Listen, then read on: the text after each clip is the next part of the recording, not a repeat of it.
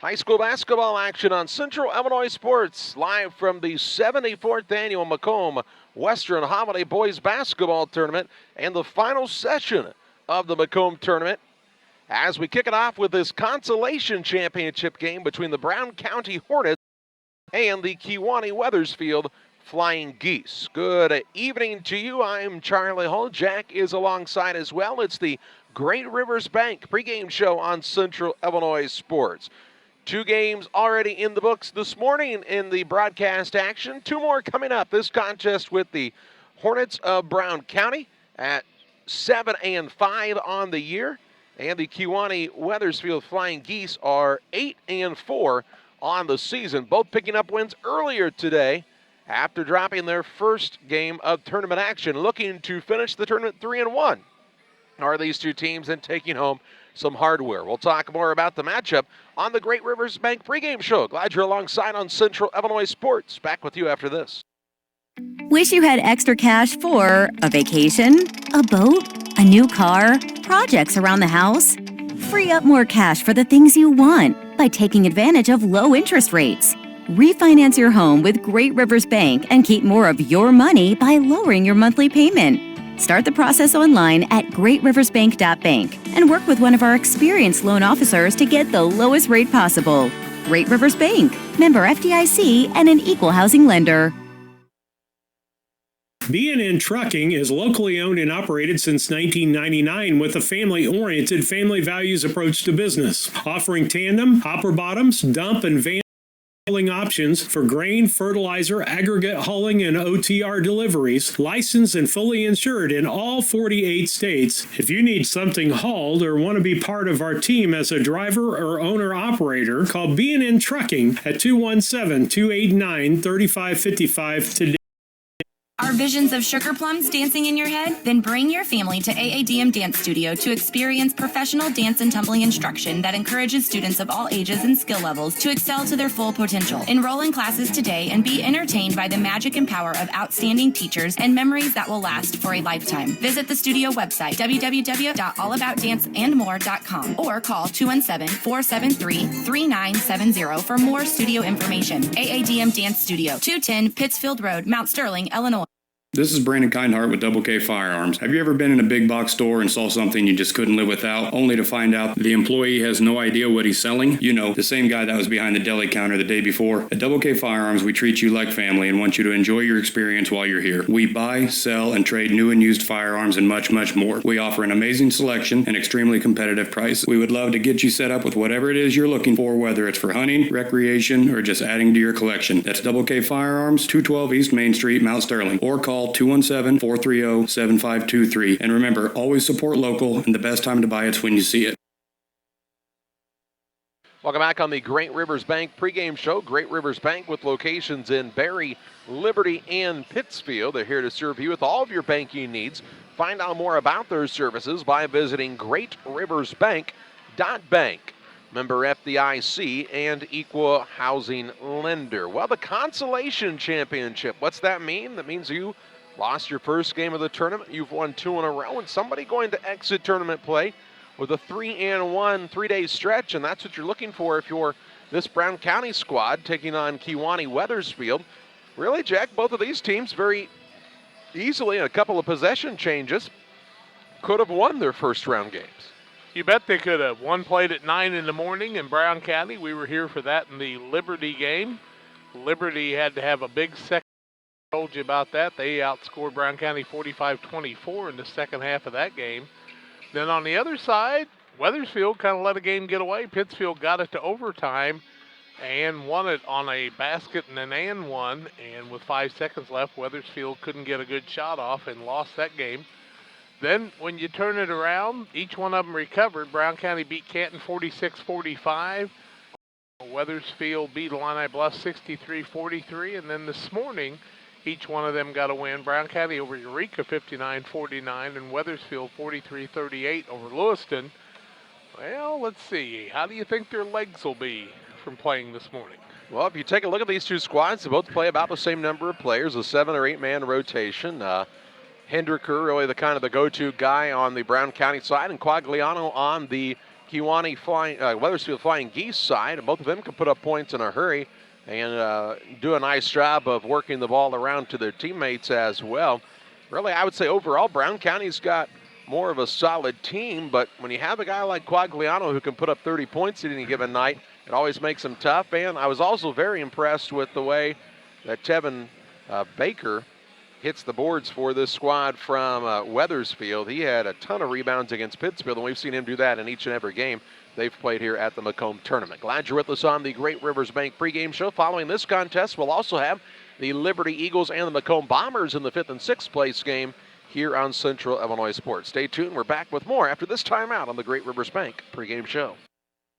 The Mount Sterling Savings Center, a customer-owned savings bank offering online banking from your computer or mobile phone, allowing you access to your account on your schedule. The Mount Sterling Savings Center is a proud supporter of Brown County athletics.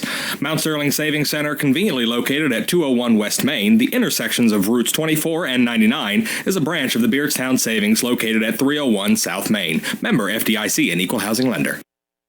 Welcome to the city of Pittsfield, a great place to call home or a great place to visit as a home away from home. Visit the beautiful downtown area with the Pike County Courthouse and many businesses and restaurants to enjoy. Then check out the Pittsfield City Lake, a great place for boating, fishing, and camping. And new to the lake this year, golf course. Learn more about all that the City of Pittsfield has to offer by visiting their website, pittsfieldil.org. The City of Pittsfield and Mayor John Hayden wish the Saukeys good luck this season. For all commercial and residential trash pickup needs, call Trash Queen, serving Pike, Scott, and Morgan counties with affordable residential trash service and roll-off dumpsters. We're proud, locally owned and operated, and want to earn your business. Give us a call to find out just how affordable our rates really are. Call Trash Queen at 217-320-4320. That's 217-320-4320. Or check us out on Facebook. Trash Queen, our business is picking up. Camp Point Central Sports are proud to have Dear Wester Grain as a sponsor of this broadcast. Dear Wester Grain, there for you for all your grain and feed needs. Why don't you give them a call and check out all the locations of Dear Wester Grain?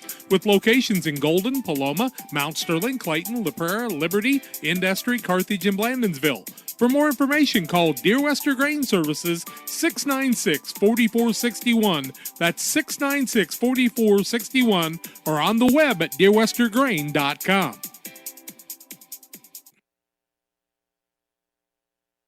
Welcome back to the Great Rivers Bank pregame show. About 8 minutes away from the starting lineups and the play-by-play of this game between the Brown County Hornets and the Kewanee Wethersfield Flying Geese. 8-4 is Wethersfield.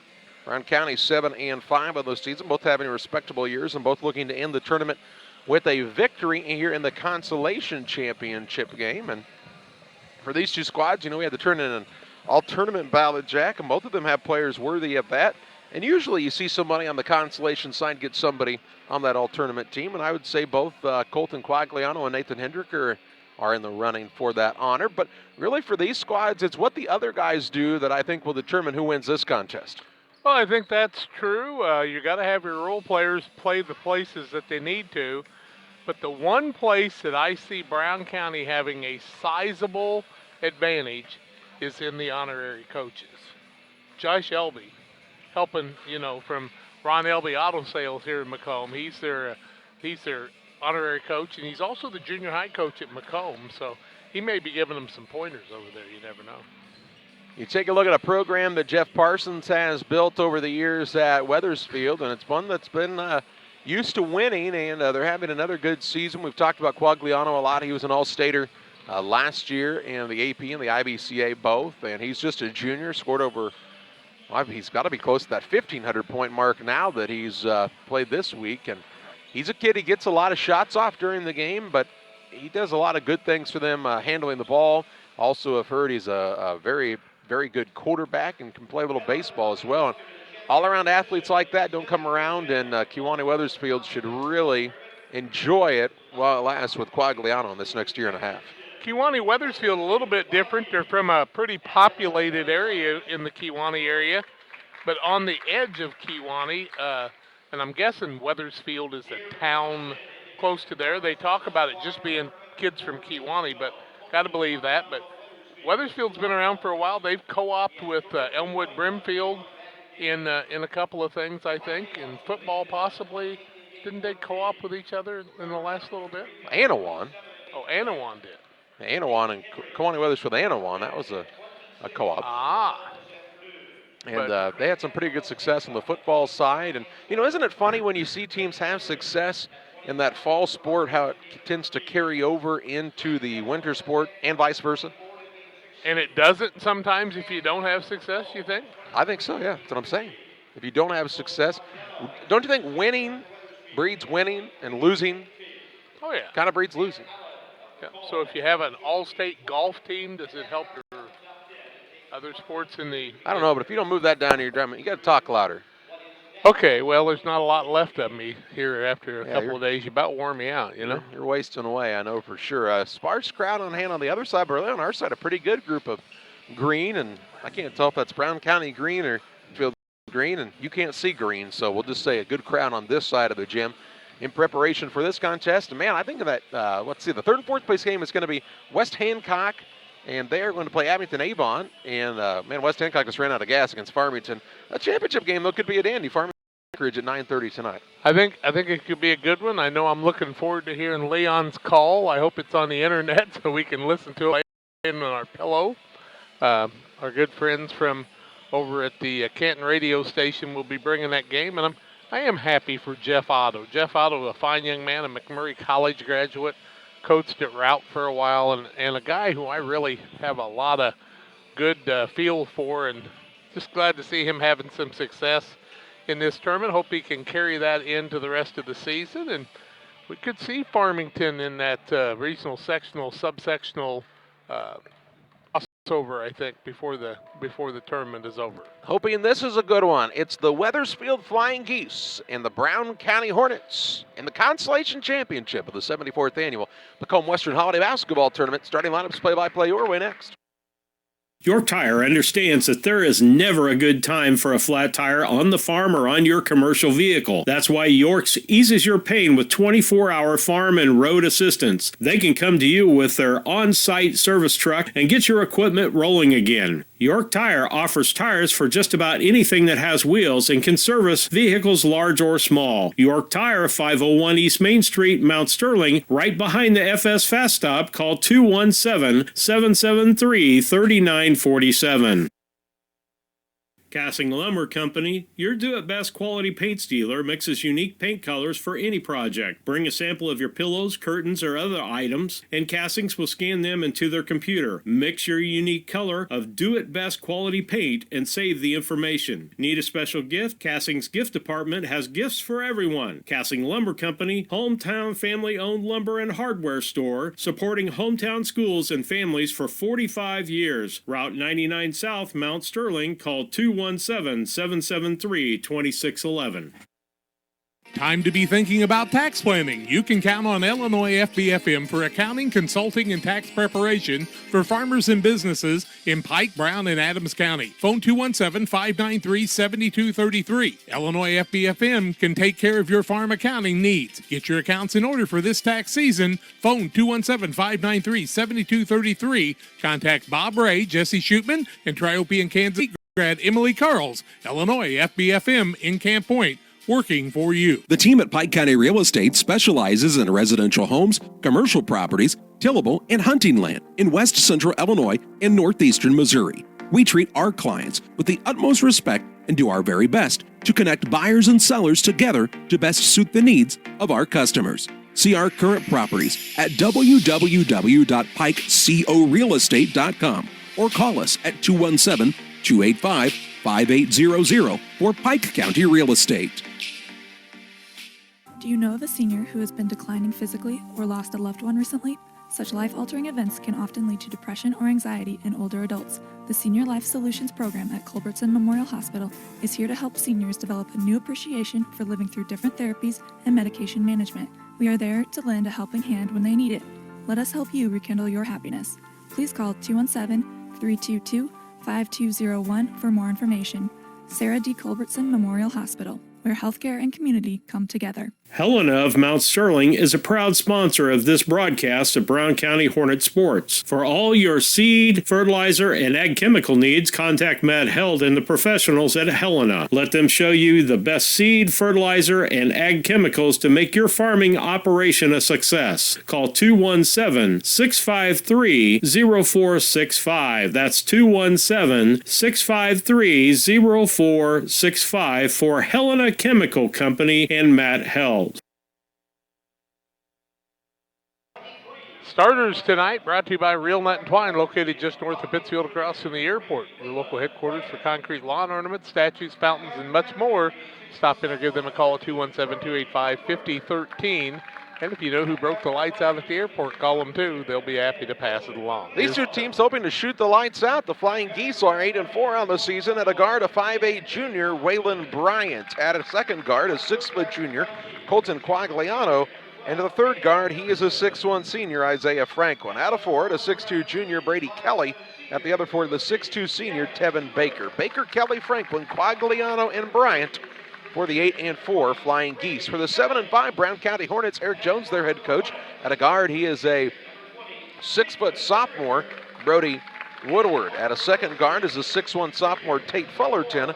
And at the third guard is the 6' 3" senior, Nathan Hendricker. At a forward, a 6'3 sophomore, Gabe Blakely. And at the other forward, the 6'2 junior, Chance Fuquay. Fuquay, Blakely, Hendricker, Fullerton, and Woodward for the Brown County Hornets. We are just about ready to get this one underway. Tip-off brought to you by Damon Emmerich at Great Rivers Bank. Here's a tip for you. When you need help with your auto, residential, and commercial loan needs, call Damon, 217-285-4404. His bank is a member of FDIC. Well, the Flying Geese are in the road unis, black uniforms, white numbers, green lettering, and white trim. The Brown County Hornets are in the home whites this evening with the green numbers and gold trim. So are the Kiwanis uniforms green? No, they're black. Oh, okay. Well, I thought they were black, but that's why I just said they're in the black uniforms, the white numbers and green lettering. when you're red-green colorblind, Charlie, you don't listen. You try to concentrate on. I didn't realize you were red-green colored deaf.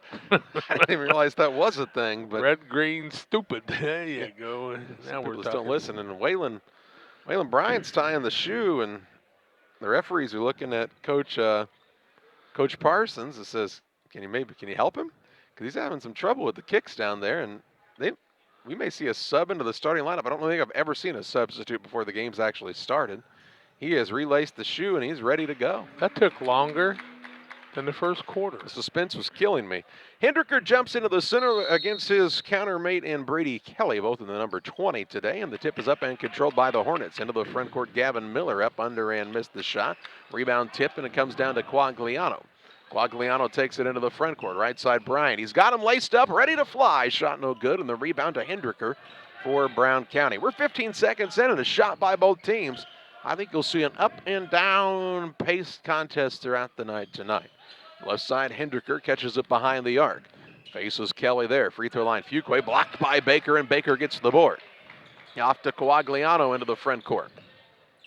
Man-to-man pressure by Hendricker. No-look pass down to Bryant. Little runner-up right hand good. Waylon Bryant with his first two. And a 2-0 advantage for the Flying Geese of Wethersfield High School. 7:14 to play in the first on the Trash Queen scoreboard. He didn't tie the ball game. He took the lead for his team. Tied? I say tied? Right side, Hendricker. He had to tie his shoe. Oh. Okay. I see what you did there. Yeah.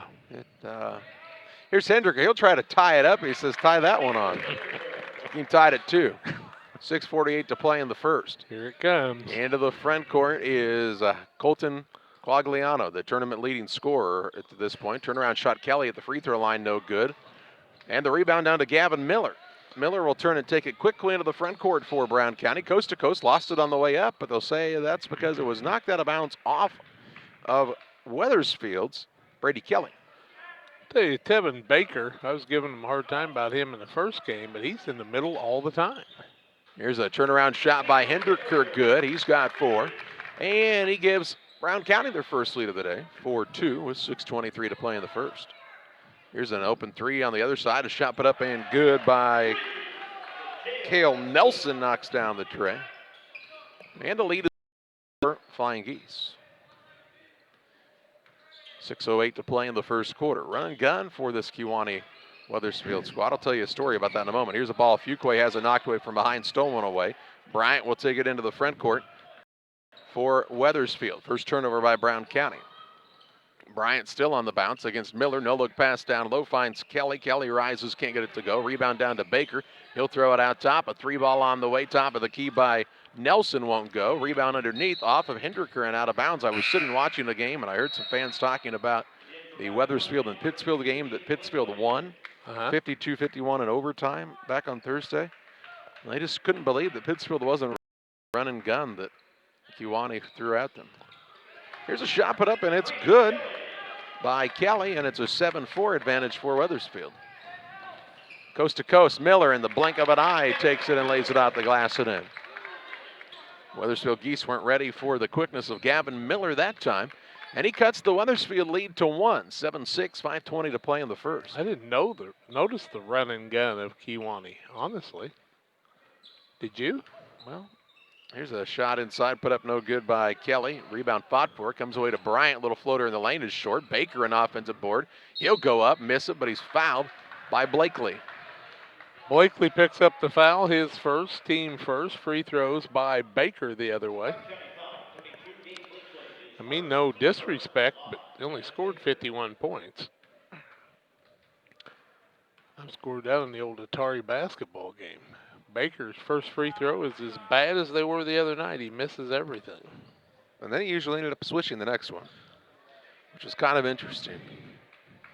Wonder if that's just maybe a mental thing.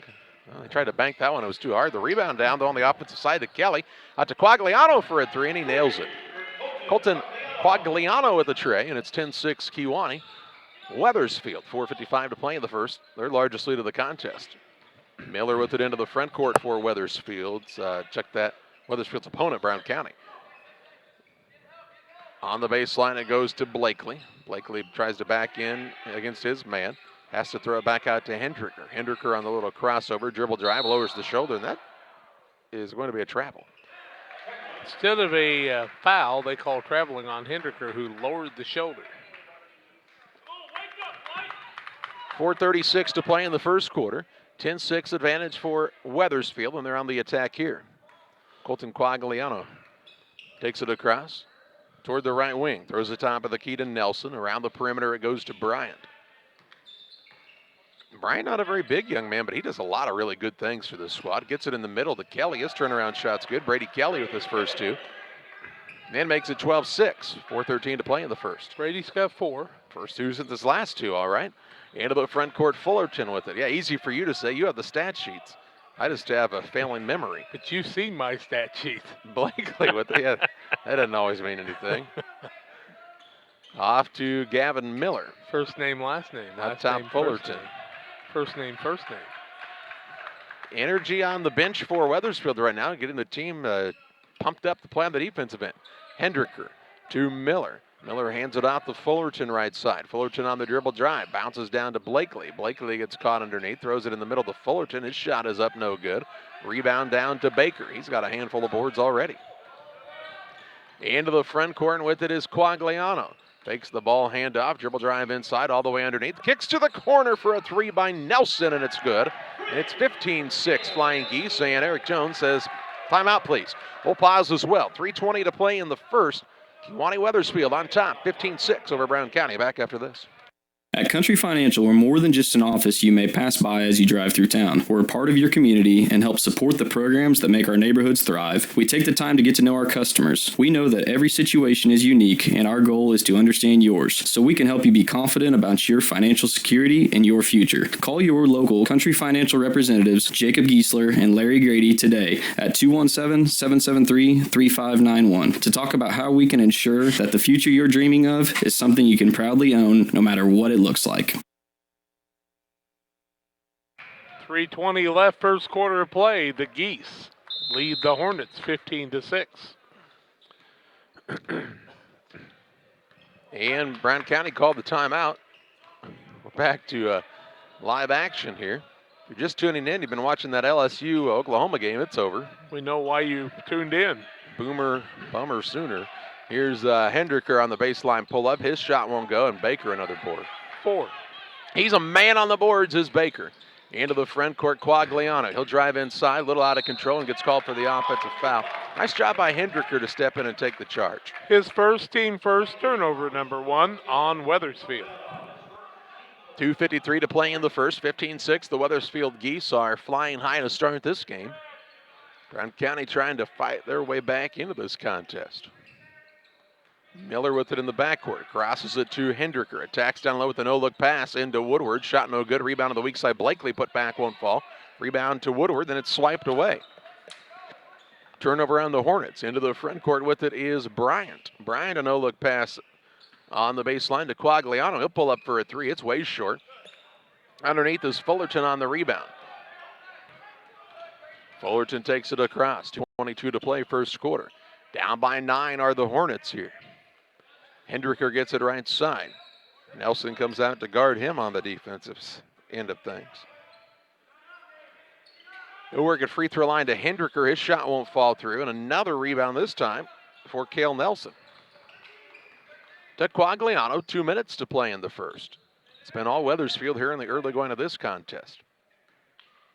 These consolation games very often are just about who comes out hot. And Wethersfield has to this point. Brown County trying to make a change here. Drive to the basket by Bryant against Miller. Little man's game there. Shot blocked out of bounds by Blakely underneath. It'll stay with the Geese. Those two are, well, Bryant's listed at 5'8". Miller's listed at 5'7". Inbounds pass, shot missed, knocked out of bounds by Baker. Wethersfield does a little thing on their inbounds passes. They stack the guys underneath, and they both kind of stand there like they don't know what's going on. And they, as soon as it's usually Quagliano gets the ball from the official, he just chucks it in the middle. And they've got a lot of people flat-footed with that. Here comes Ben Smith into the game for Wethersfield. He will replace Bryant. Also into the game is Tucker Miller, the 6'3" junior, as sitting down was Brady Kelly. For the Geese, 1:38 to play in the first. Not just the Geese, but the Flying Geese. Here's the ball poked away from behind and stolen away. Brown County turnover here. Their 4th. 1:31 to play in the first. I wonder how they decided to be the Flying Geese and not just the Geese. Looked up. Okay. It's all the Geese, you know. Flying and a V. Know why? That's what they do. Ben Smith looks down low, ball poked away by Miller, trying to secure the steal, and out of bounds was Ben Smith, so Miller forces the turnover. Second turnover against Kewanee. 1:13 to play in the first. 15-6 advantage for this Wethersfield outfit. Brown County with the basketball. It's been a while since either team has scored. Been at 15-6 for a while now. Right side Miller, thought about the deep 3. He'll put it on the deck now, try the crossover, little step back move, head fake, drives in the lane, and the land of the Giants, no good. Rebound down to Baker. His 5th. Into the front court, Quagliano drives in. He'll throw up a little off-balance shot and gets it to go.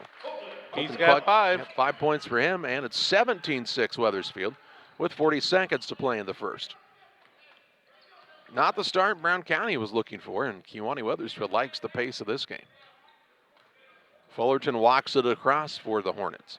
On the right side to Gavin Miller. Miller looks in the post now and throws it out top to Hendricker. Over on the left side, Fullerton. Fullerton with it with 18 seconds. On the baseline, Blakely, a turnaround shot. Rattles in and out, no good. Quagliano with the board. Wethersfield with the ball, 10 seconds to play in the quarter. They'll also get it to start the second, so a little 2-for-1 opportunity. Quagliano fakes right, goes left, drives in. Fadeaway shot, free throw line short. Rebound put back at the buzzer, no good by Tucker Miller. And that's how the first quarter comes to an end. It is a 17-6 advantage for the Wethersfield Flying Geese over Brown County. Back with you with second quarter play-by-play after this. At Country Financial, we're more than just an office you may pass by as you drive through town. We're a part of your community and help support the programs that make our neighborhoods thrive. We take the time to get to know our customers. We know that every situation is unique, and our goal is to understand yours, so we can help you be confident about your financial security and your future. Call your local Country Financial representatives, Jacob Giesler and Larry Grady, today at 217-773-3591 to talk about how we can ensure that the future you're dreaming of is something you can proudly own no matter what it looks like. Main Street Repair and Terry Ham have the reputation of being the best at front-end alignments in the area. With 20 years of experience, Terry is the person that customers and auto repair professionals refer their friends and customers to. But alignments are not the only thing that they do at the Main Street Repair. They repair steering and suspension issues, install leveling and lift kits, repair and replace brakes and tires, do oil changes, as well as minor engine and miscellaneous repairs. Main Street Repair at 216 West Main Street in Mount Sterling. Call for your appointment today at 217-773-3848. Once again, that's 217-773-3848. 3848. 17-6 after one quarter. Kewanee leads Brown County 7 of 16, 44% for Kewanee, 3 of 5 from the arc, 0 of 2 from the free throw line, 2 of 12 for Brown County, just shooting 17%. Wethersfield has the basketball to start this second quarter of play as Bryant works it down low to his teammate in Brady Kelly. His shot no good. Miller with the rebound, put back, won't fall. This time Hendricker grabs the board for Brown County. Into the front court with it is Gavin Miller for the Hornets. They have not done much substituting in this game. Have we seen a sub yet? I don't believe so. Down low, Hendricker throws it up for grabs. Grabbing it is Woodward underneath. His shot no good. Ball out of bounds. It'll be Hornet basketball. Haven't seen much of Fuquay, have we? No. Blakely didn't get the start this morning, they told me. Trying to keep him out of foul trouble. 7:28 to play in the half. Inbounds pass comes in to Chase Beheimer, who's into the game for the first time, the freshman. Woodward has it left wing, throws it out top to Beheimer. 17-6, Wethersfield on top of Brown County. Little give and go from Blakely to Beheimer, off the window and in for two. Not sure how he did that, but it looked good. Little geometry lesson from Beheimer there as he got the angle on the hoop. And makes it 17-8, 7:03 to play in the half. Quagliano works off the screen. He'll fire from downtown, and it's good again. This kid can shoot it for sure. Makes it 20-8. 6:50 to play in the second quarter. Woodward down to Fullerton. Ball knocked loose. Last touched by Woodward. Has to save it in, and they'll say he was on the sideline. That will be another Brown County turnover. 5 turnovers on Brown County now. Into the ball game comes Isaiah Franklin. He will sit down Ben Smith for the Geese. KW Geese. Excuse me. Pardon you. Quagliano with it. Across the big leatherneck at half court here at Western Hall. Over to Bryant. Top of the key, Kelly. Kelly holds it there. Doesn't see anything open. Gets it off to his teammate, Isaiah Franklin. Franklin to Miller out front. As they run a little flex offense into Quagliano. Free throw line, turnaround shot from there. He's feeling it. No good this time. And Hendricker skies high for another board. His fourth. Into the front court, Woodward finds Blakely on the run out. Shot up, no good. And the rebound down to Franklin for Wethersfield. Coast to coast comes Quagliano. Shot up, counted, and he's fouled. He's got a 10-point day already. The and one come the way of Colton Quagliano. 22-8, biggest lead in the ball game right now. 6:03 left in the half. The junior from Kewanee, free throw up and good. He's got 11. Miller in. Woodward sits down for Brown County. 6 minutes to play in the half. Beheimer into the front court for the Hornets. 23-8 is the lead for Wethersfield on the Trash Queen scoreboard. Trash Queen for all of your residential trash pickup needs, 320-4320. Hendricker, spin move, gets to the rim. Really a nice move by Hendricker. He's got another 2. 6 for him now. 6 of his team's 10, but they need some stops. Quagliano on the dribble drive, gets through the defense, shot up no good. He'll head back to the free throw line where he's really good. 5:37 left in the half, 23-10.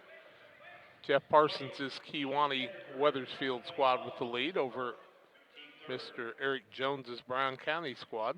Quagliano will shoot 2. First one is up and good by Quagliano. He'll get another. 2 of 4 so far for this squad. Quagliano's got 12 already. In, out, and in. He's got 13. Makes both 25-10. 5:33 to play in the half. Flying Geese have kept up the pace of their scoring action. Brown County needs to pick it up a little bit on both ends of the court right now. Beheimer with the ball swiped away by Quagliano. Behind the back with the dribble. Lost it, gets it back underneath the hoop, and he lays it in. He's the one-man wrecking ball right now, and it's a 27-10 advantage for the Flying Geese. Right side Hendricker, free on the baseline. He'll throw a pass, stolen away this time by Franklin. Into the front court to Bryant. Bryant on the runner, no good. Rebound down to Kelly. Put back is good, and Brown County needs a timeout. They're not going to take one, though. Down 29-10. 4:49 to play in the second quarter. And, man, I would really think they need a stoppage and play here. Beheimer with it just to try to change something up. Getting steamrolled right now. Here's a drive to the basket by Hendricker and a blocking foul going to be whistled against one of the Wethersfield Flying Geese. Looks like it'll be against Kelly, and it will. Brady Kelly's first, team second. 2 free throws from Hendricker. First free throws for Brown County on the day. Hendricker's got 6.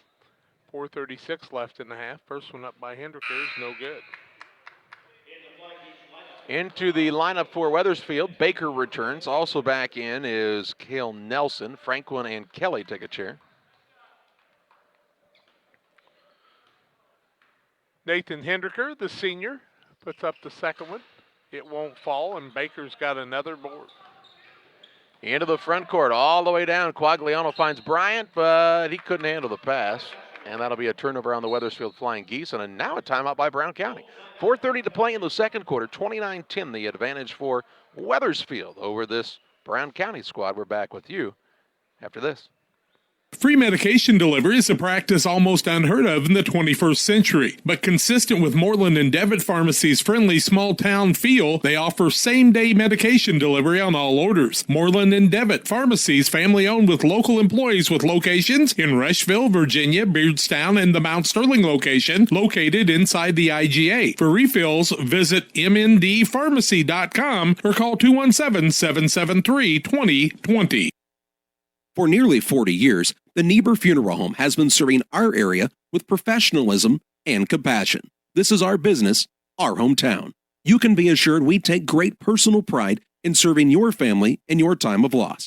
We're locally owned. We're your friends and neighbors. We care about you and your family. Niebuhr Funeral Home, with locations in Pittsfield and Barry, serving our community with compassion and respect. 29-10, the Geese are beating the Hornets right now. Wethersfield over Brown County.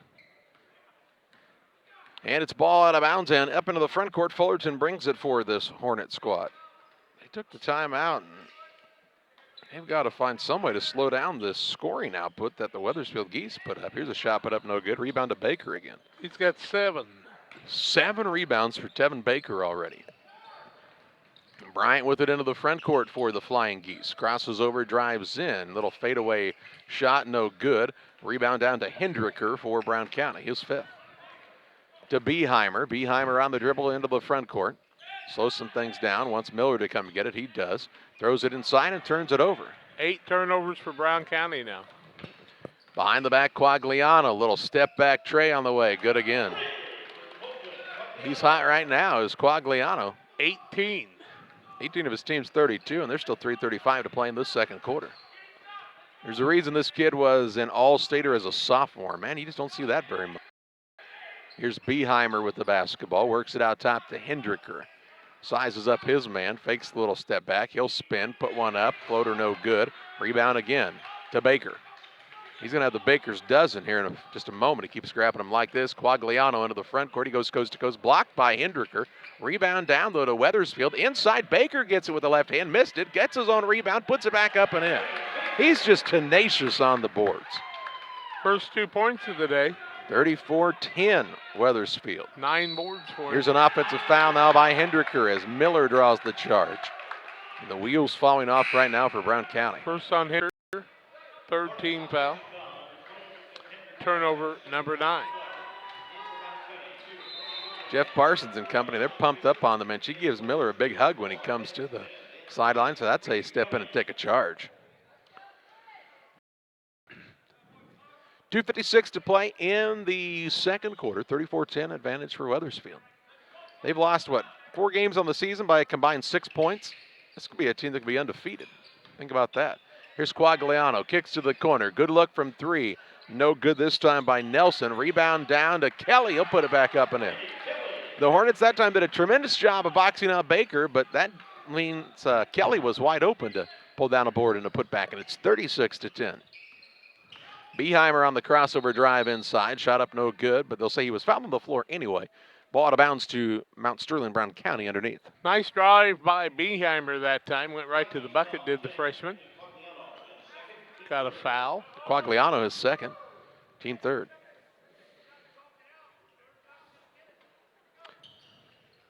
Inbounds pass coming here from Fullerton to Beheimer. Right side Woodward. He'll let it fly from downtown and gets it to go. Brody Woodward with a tray.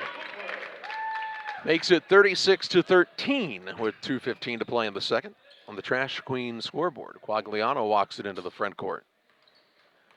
He'll pick up the dribble to the left side. Man, Brown County, just the rotation's a little slow. Wethersfield's getting a lot of good looks from the arc, and there's another good look from Quagliano with Trey. 21. I don't think you want to play him in horse, Jack. Here's Miller on a pull-up 3. It's good on the answer. 1:48 to play in the half. 39-16 ball game. Wethersfield on top. Quagliano walks it across again. They'll give him a little pressure, and that will allow Bryant to be open for a 3. No good. Rebound underneath loose, and Fullerton runs it down for the Hornets. He'll push it into the front court for Brown County. 1:30 to play in the half. Between the circles is Beheimer out to Woodward. They run him off the three-point line this time. He'll pull up for a little shot from the free throw line. No good. Miller with the rebound, but he could not control it. It'll be ball out of bounds to Wethersfield. Length of the court to go. Miller picks up the board and the turnover. Here comes Chad Vincent, a 6'1 junior into this game. It's a heavily laden junior class for this Wethersfield Flying Geese squad. 1 minute, 18 seconds to play in the second quarter. 39-16 is the lead for the Flying Geese.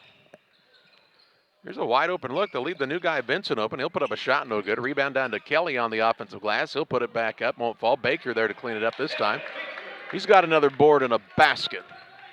1 minute to play in the half. Wethersfield's put up 41 points in this half. 10 rebounds for Baker and 4 points. Fullerton to Beheimer. Out top Miller. Miller going to let it fly from downtown. It's no good. Gets his own rebound. Soares missed it. Got his own board again. He can really hop. Out top Woodward. Wide open for a 3. He connects as he gets the shooter's roll.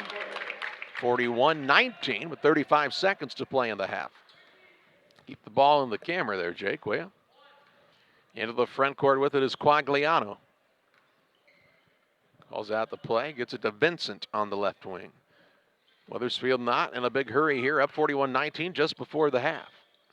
Right side with it is Nelson out to Quagliano, who's got 21 in the half. 10 seconds now, guarded by Miller.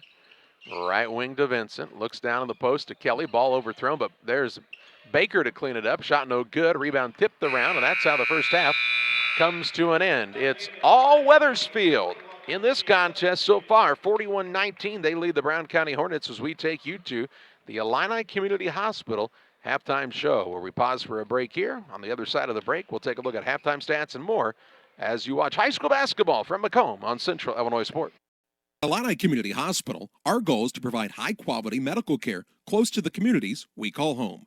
Our team of providers and nurses are here to help guide you every step of the way to your healthcare journey with the personalized style of medicine you've come to expect from Illini. Illini is proud to welcome Dr. Esfaldo Wesley, oncologist, to our oncology team. He joins Sherry White, nurse practitioner, providing high-quality oncology care right here at home. For more information, visit IlliniHospital.org. Illini Community Hospital, proudly improving the health of our communities.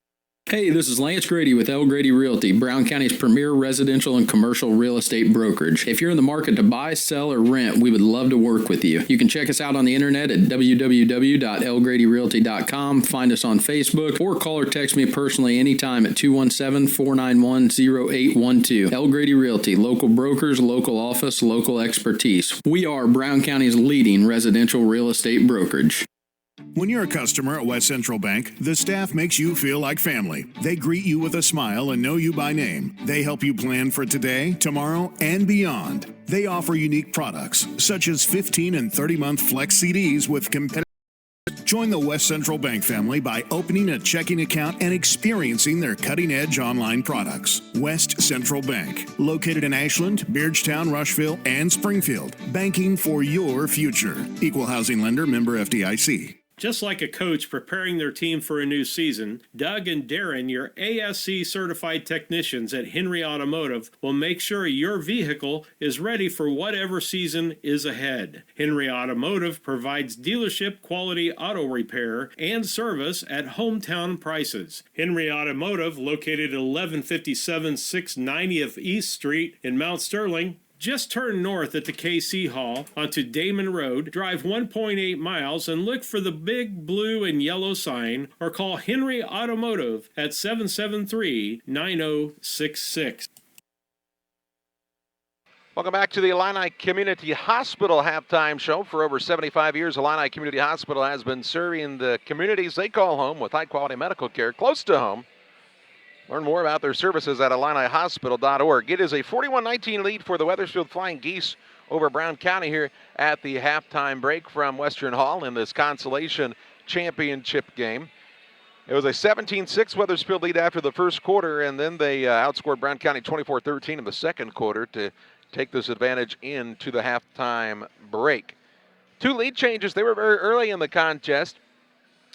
Wethersfield has 3 turnovers compared to 10 for Brown County. Fouling situation looks like this for Wethersfield. 3 team fouls, 2 on Quagliano, a single on Brady Kelly. For Brown County, 2 on Nathan Hendricker, a single foul on Brody Woodward, and 1 foul as well on Gabe Blakely. It's a halftime advantage for Wethersfield over Brown County, 41-19. A timeout here. We'll take a look at team shooting statistics and individual scoring on the Illini Community Hospital halftime show after this. Abney Home Improvement is a family-owned company with Christian values. We have a passion for helping our customers find the best products at a great price. We understand making a large purchase of windows and doors for your home is a big investment. Our mission is to be completely upfront with you. We have built our business on trust and reputation. We depend on our customers to refer us to friends and family for their home improvement needs. Call 573-221-0886. We finish what we start with quality for you. Abney Home Improvement's 100% satisfaction is what we build our business on. When it comes to handling your taxes, ever feel a bit taxed? If so, why not give yourself some well-deserved tax relief and visit Larry Dunn Accounting. Larry and his staff have been helping clients with tax return preparation, bookkeeping, payroll, sales tax, and business consultation since 1980. Put their experience to work for you today. After almost 5 decades in business, their number one priority remains building long-term relationships. Larry Dunn Accounting, 443 East Main Street in Mount Sterling, or call 217-773-3400.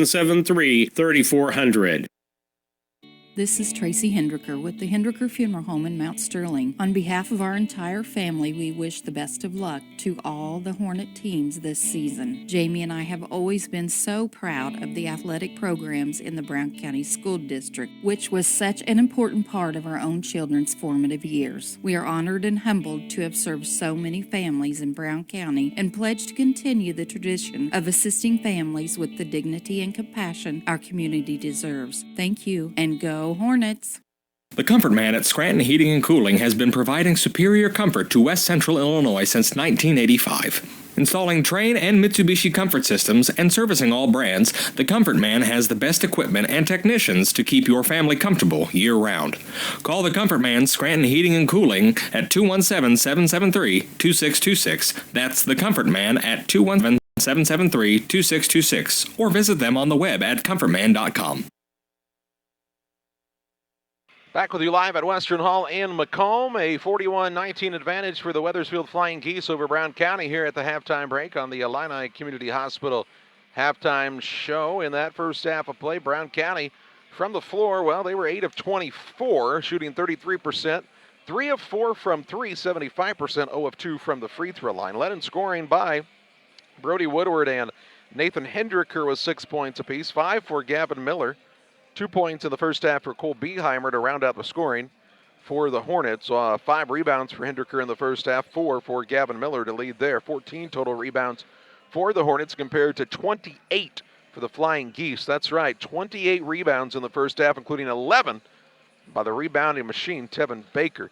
The Flying Geese in the first half were 16 of 40 from the floor, shooting 40%, 6 of 12 from 3, 50%, 3 of 5 from the free throw line. Colton Quagliano was 21 points in the first half, 7 of 11 from the floor, 4 of 5 from 3, 3 of 3 from the free throw line. 21 points, 4 assists, and 3 steals. A pretty good stat line for a game, and that was his first half. Brady Kelly with 8 points, 6 for Cale Nelson, and then Tevin Baker had those 4 points to go along with his 11 rebounds. It's a halftime lead for the Flying Geese of Kewanee Wethersfield High School, located in Kewanee. We know the folks are telling us it's Wethersfield as well, but they actually say listed as Kewanee Wethersfield, so we apologize for that. It's old habits die hard. It's a 41-19 advantage for Wethersfield on top of the Brown County Hornets. We'll take a look at second half play-by-play after this. Does your financial advisor take the time to really listen to you? Is your financial strategy personalized for you and your family? Will your financial advisor be there as your life and financial situations change? Derek Harris is your Pike and Adams County area Edward Jones financial advisor. When we work together, we'll focus on what's important for you. We'll use an established process to create a personalized financial strategy backed by the advice, tools, and resources to help you reach your goals. And we'll partner to help your strategy stay on track. Contact Derek Harris today at 217-222-7173. Edward Jones, member SIPC. Hey, do you know anyone looking for a new job in Mount Sterling? A Rustic Garden hires locally, and they could be looking for you to help out. Entry-level jobs make a great way to build your resume. So visit arusticgardens.com and apply on their jobs website, arusticgarden.com, Mount Sterling, Illinois. The Brown County State Bank is proud to support all the Brown County Hornets athletic programs. In fact, we're the only bank offering the Hornet debit card. Every time the card is used at a point of sale, a portion of the proceeds are contributed to the Brown County School. It's our part of our commitment to making them the best they can be. Contact the Brown County State Bank today to get your Hornet debit card at 773-3327. Brown County State Bank, member FDIC and equal housing lender. Like a good neighbor, State Farm is there. You've heard that phrase many times. And Rod Prentice in Pittsburgh, your State Farm agent, is the guy you can count on to be your friend and neighbor in the insurance business. He has a complete line of insurance available for you from State Farm Insurance. You can reach him at 217-285-6930. Our family trusts Rod Prentice with all of our insurance needs. Stop by their office on Washington Street and see the girls. And Rod Prentice, your State Farm agent, 217-285-6930. The holidays bring families together and their mobile devices. Everyone clamoring for a slice of turkey and a slice of your Wi-Fi. What's your Wi-Fi password? What's your network ID? Your feast is prepared, but is your internet? It's taking forever. So slow. We can't connect. Don't worry, you can have your family over without leaving their data needs in the cold. Make sure your holidays are full of cheer by staying connected with Cascom. Call us today and receive a free install on all internet services. 1-800-252-1799. Welcome back. Thanks to Illini Community Hospital for our halftime show. It will be Brown County basketball to start the second half. They have Woodward, Beheimer, Fullerton, Miller, and Hendricker to start the second half. Wethersfield counters with Bryant, Quagliano, Kelly. Also out there is Nelson and Baker. Hornets basketball down big here as we start the third quarter. Miller, a pass across the top of the defense, finds Brody Woodward, top of the key to Beheimer. Hard to have success with a pass like that.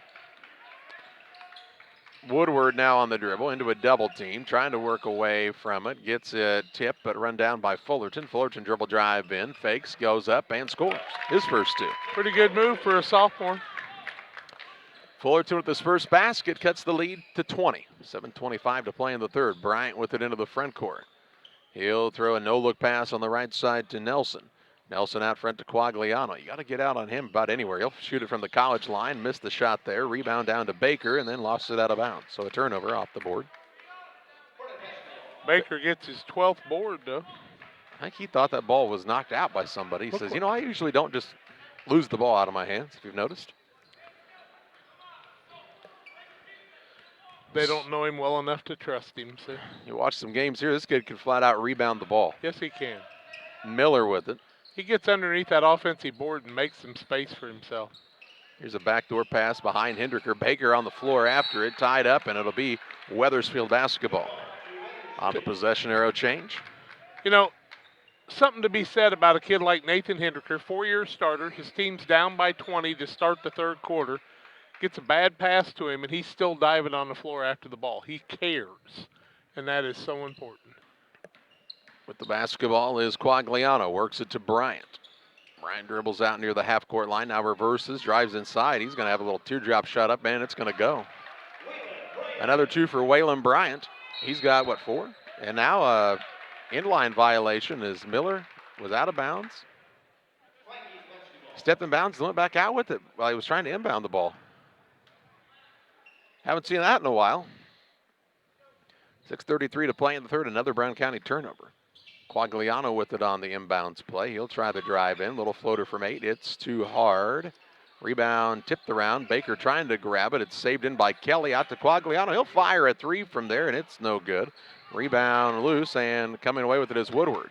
He'll work it to Fullerton, into the front court to Beheimer. Shot fake, and now he has got a shot blocked by Quagliano. He and Fullerton are tied up on the rebound, and it will be Brown County basketball on the alternating possession arrow. 6:12 left third quarter, 43-21 here on Central Illinois Sports. Inbounds pass is just turned over by the Hornets. Nobody touched that ball. So they'll take it right back. 13th turnover, 3 already in the third quarter. Haven't played 2 minutes. Not a good recipe for trying to come back and make this one closer, is it? Not at this moment. Bryant with it in the backcourt to Quagliano. Works it across to Kelly. Off to Bryant. He's wide open. Turns down the 3. Gets it to Nelson, who's open for a tray in the corner. It's an air ball. Ball out of bounds. Last touched by Kelly for Wethersfield. One of the things that could play into this is, did Brown County have to work a lot harder to beat Eureka? Even though Wethersfield had a close game against Lewiston, it was a low-scoring kind of walk it up and down game. That's a good question. I just think when you have somebody shooting the shot at here, and especially with Quagliano, who was 7 of 11 from the floor in the first half, it's hard to play catch-up. Here's Miller going to try to shoot his team back in it. He knocks down a 3. He's got 8. And cuts the lead to 19. Bryant into the front court for Wethersfield. Free throw line, Kelly. He'll let it fly and knock it down. We've got some kids that can really shoot it. Is that a 2 or a 3? A 2. Brady Kelly was at the free throw line. 45-24, 5:20 to play in the third on the Trash Queen scoreboard. Here's Miller again from downtown. Missed it this time. Rebound pulled in by Quagliano.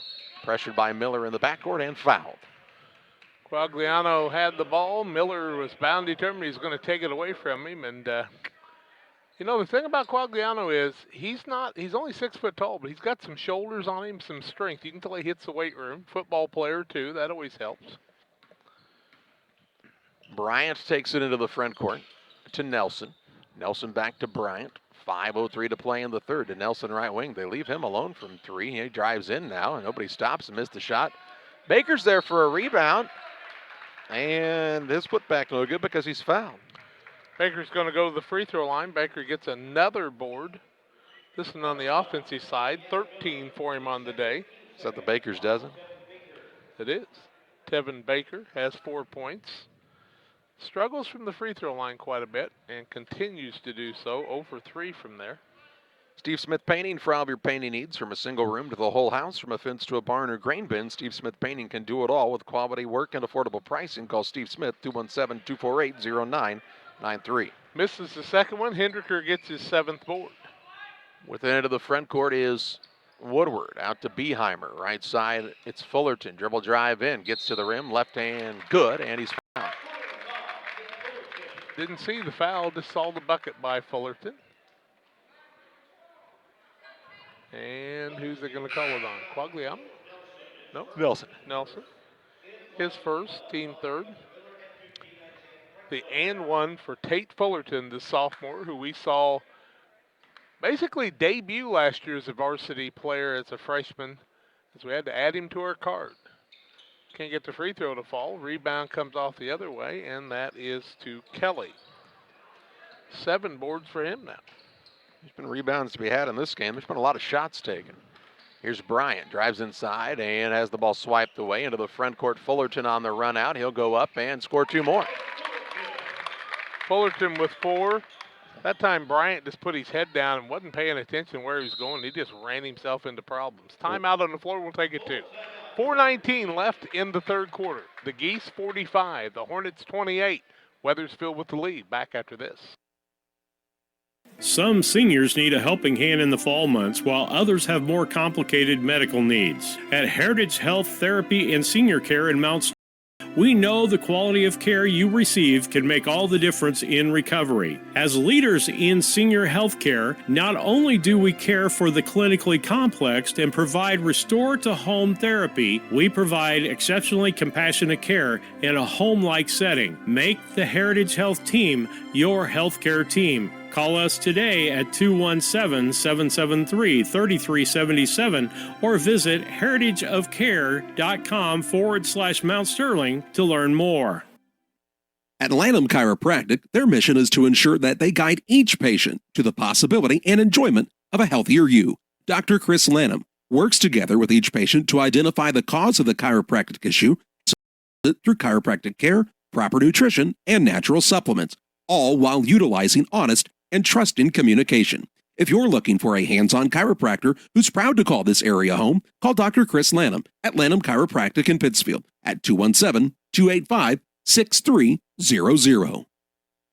Back to live action, 4:10 to play in the third, a 45-28 advantage for Wethersfield as they took the timeout looking to get back in action here on the offensive end.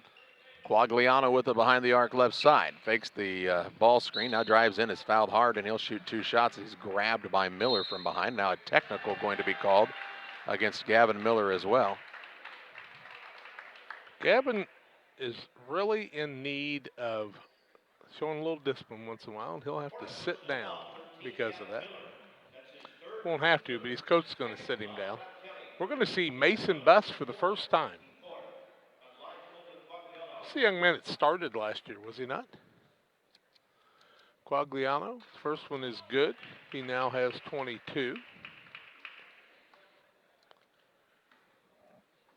46-28. Second one is good. And then he was fouled. That was on the foul. This is the technical shots now. So 2 shots on that one, and another one is good. Also good. Looks like a kid that could stay there all day. Says the ref, I can just hang on to this if you need me to. You want me to keep doing this? He scored 4 pretty quickly right there. He's got 25. 25 of his team's 49, and Mason Buss is into the game. As you said, for the first time, we've seen him in this tournament. 49-28 is the lead for Wethersfield. They'll get the basketball as well following the technical foul call. So Miller is on the bench with 4 fouls after the personal and the technical. Top of the key, Kelly with the basketball for Wethersfield. To Franklin, he's got it stolen away. Fullerton on the run out, tried to go behind the back in traffic, ball knocked away. It'll remain with Brown County underneath their own hoop. 3:38 to play in the third. It's a neat little move. You just got too many people around you to be able to pull it off. Inbounds pass comes into Woodward. He'll rise, shoot, and score 2 more. He's got 8. 49-30, 3:30 to play in the third. Wethersfield's Quagliano brings it up. How many do you have? I've got him for 25. Pretty good day. To Miller out top. Bowman scored 50 at least, I think. Here's a ball stolen away by Mason Buss. He'll work it off to Beheimer into the front court for Brown County. Crosses over, dribble drive inside, gets to the rim and scores with the left hand. No, that ball went down and came all the way back out. That thing defied gravity, Jack. That thing was in the hoop all the way down and then came back out. How does that happen? You had to call on it that it was made. The scorer, I think, had already put it up, and then it came back out somehow. How? How does that happen? Must have been goaltending. Not too many going to be goaltending in this game. Inbounds pass comes into Buss on the right wing, right back into the corner to Fullerton. Couldn't get free for the 3. He'll take it back out front. 2:55 to play in the third. 49-30 Flying Geese with the advantage. And here's a ball that's knocked away, but right back into the hands of Beheimer to Woodward, and he throws it away. Stolen away by Ben Smith, the Quagliano.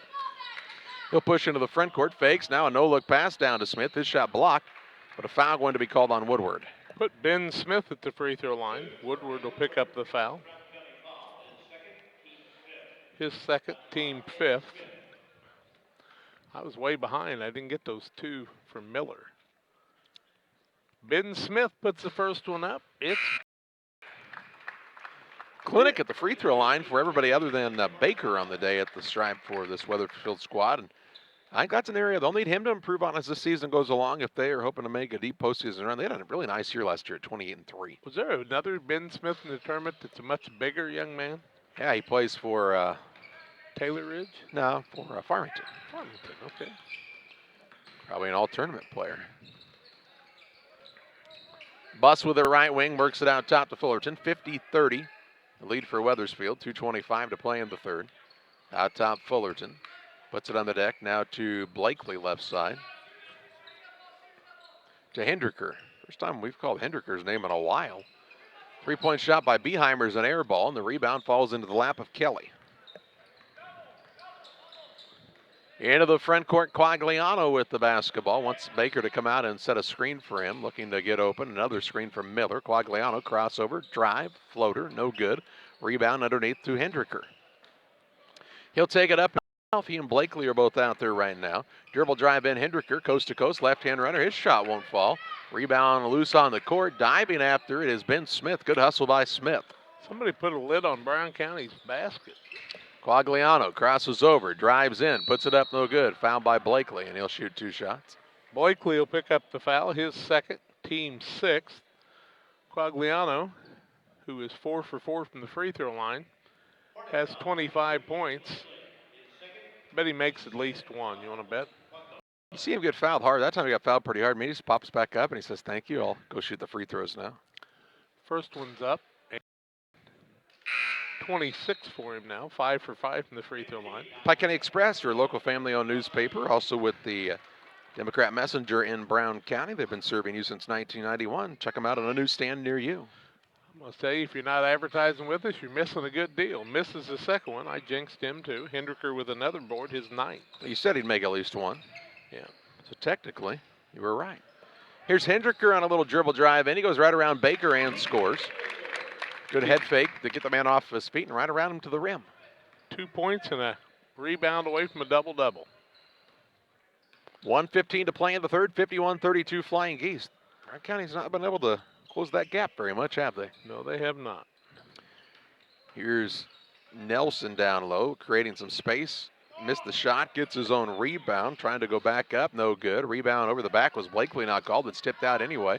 Quagliano has it in the corner. He'll shoot a little fadeaway 3. It's short. Rebound again on the offensive side, this time to Franklin. Hey, it's Franklin. Right side to Kelly. Check that that's Nelson. To Franklin. Over to Nelson.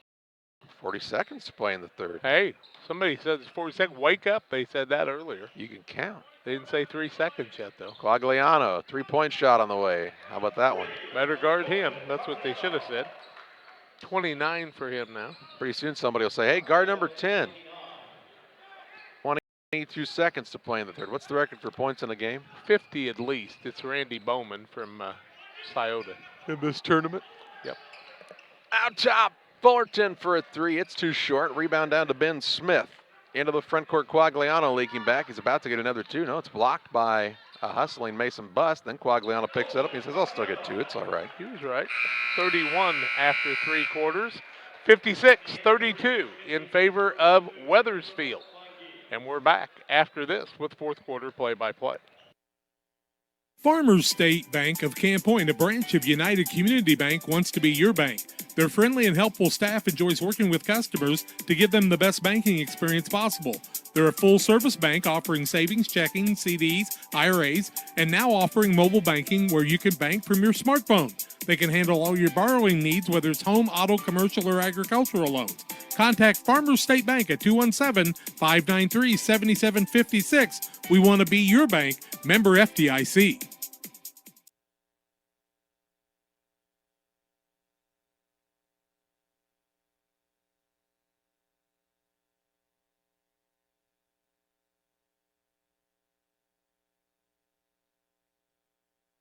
At Prairieland FS, we don't push products, we push limits. And our crop specialists are your connection to 4 of the must-trust brands in ag: FS Vision, FS High Soy, DeKalb, and Asgrow. They're also trained experts who can help you choose the perfect seed for your soil, budget, and growing conditions. Add it all up, and you have access to a partner who can help you achieve bigger yields than ever.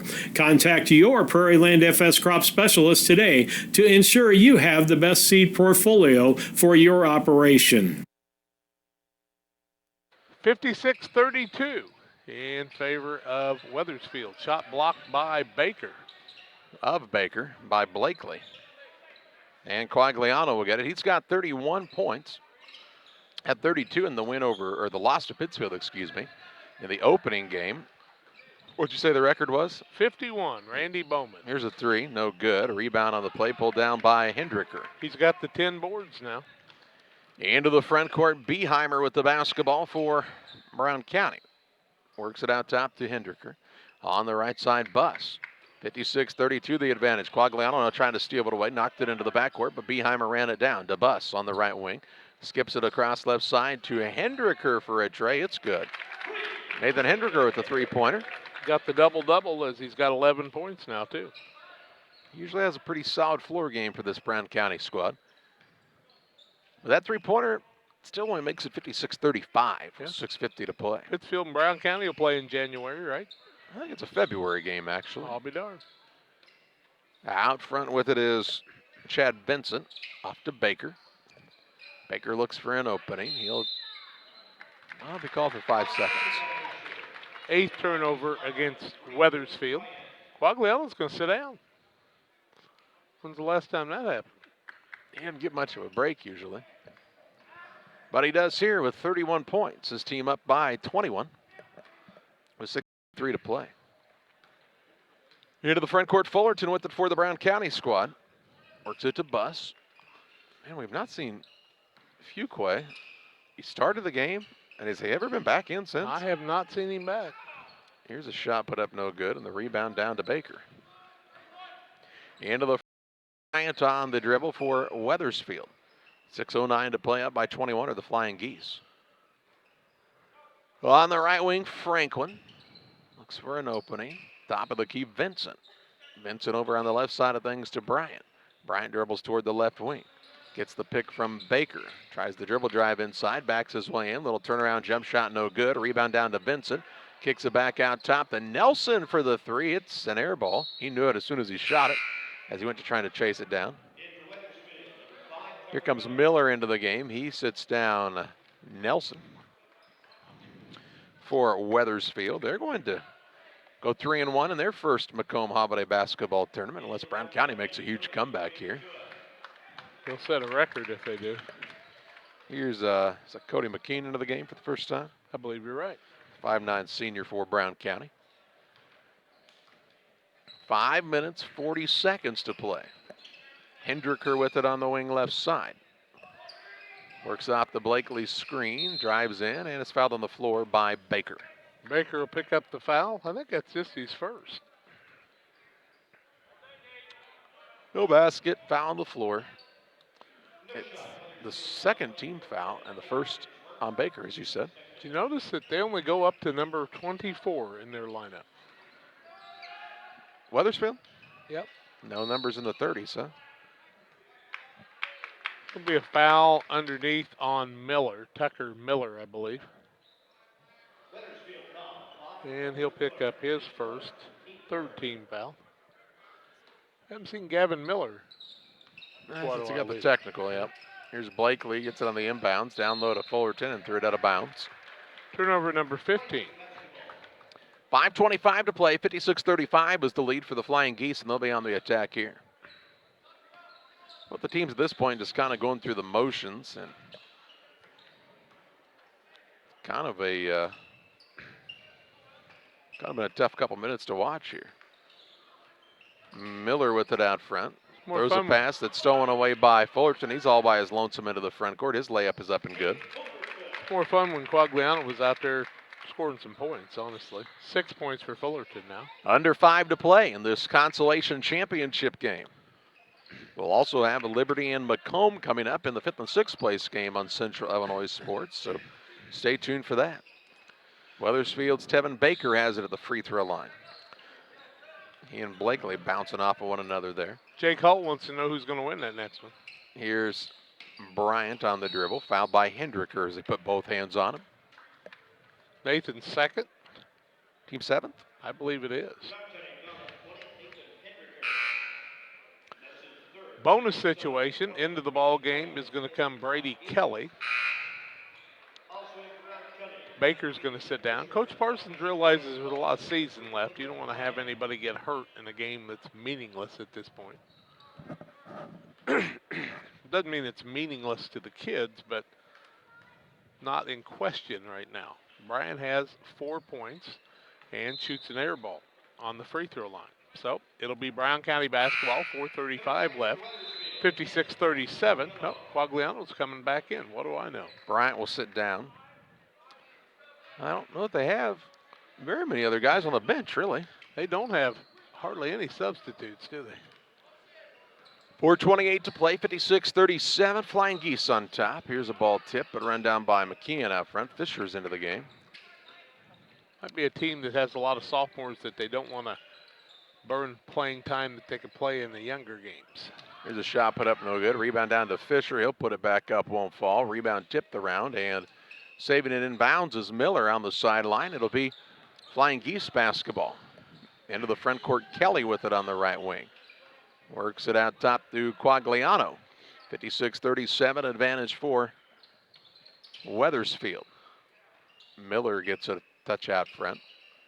Bounce pass out to Chad Vincent. Vincent's a 6'1 junior. Down low to Quagliano. Turnaround shot in the paint, no good. Rebound down to Hendricker. 11 for him now. Off to Buss into the front court, McKeon finds Hendricker, but threw it behind him, and another turnover for Brown County, 16th.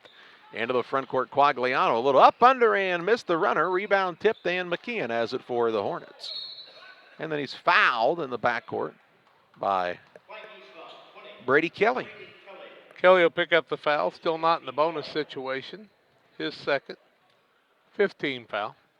3:26 left. Trice Queen scoreboard, 56-37 in favor of Wethersfield. Brown County with the ball, front court. Buss gets it over top of the key, Woodward. He'll work it left-hand side in a little bit. That's not Woodward, that's Fisher.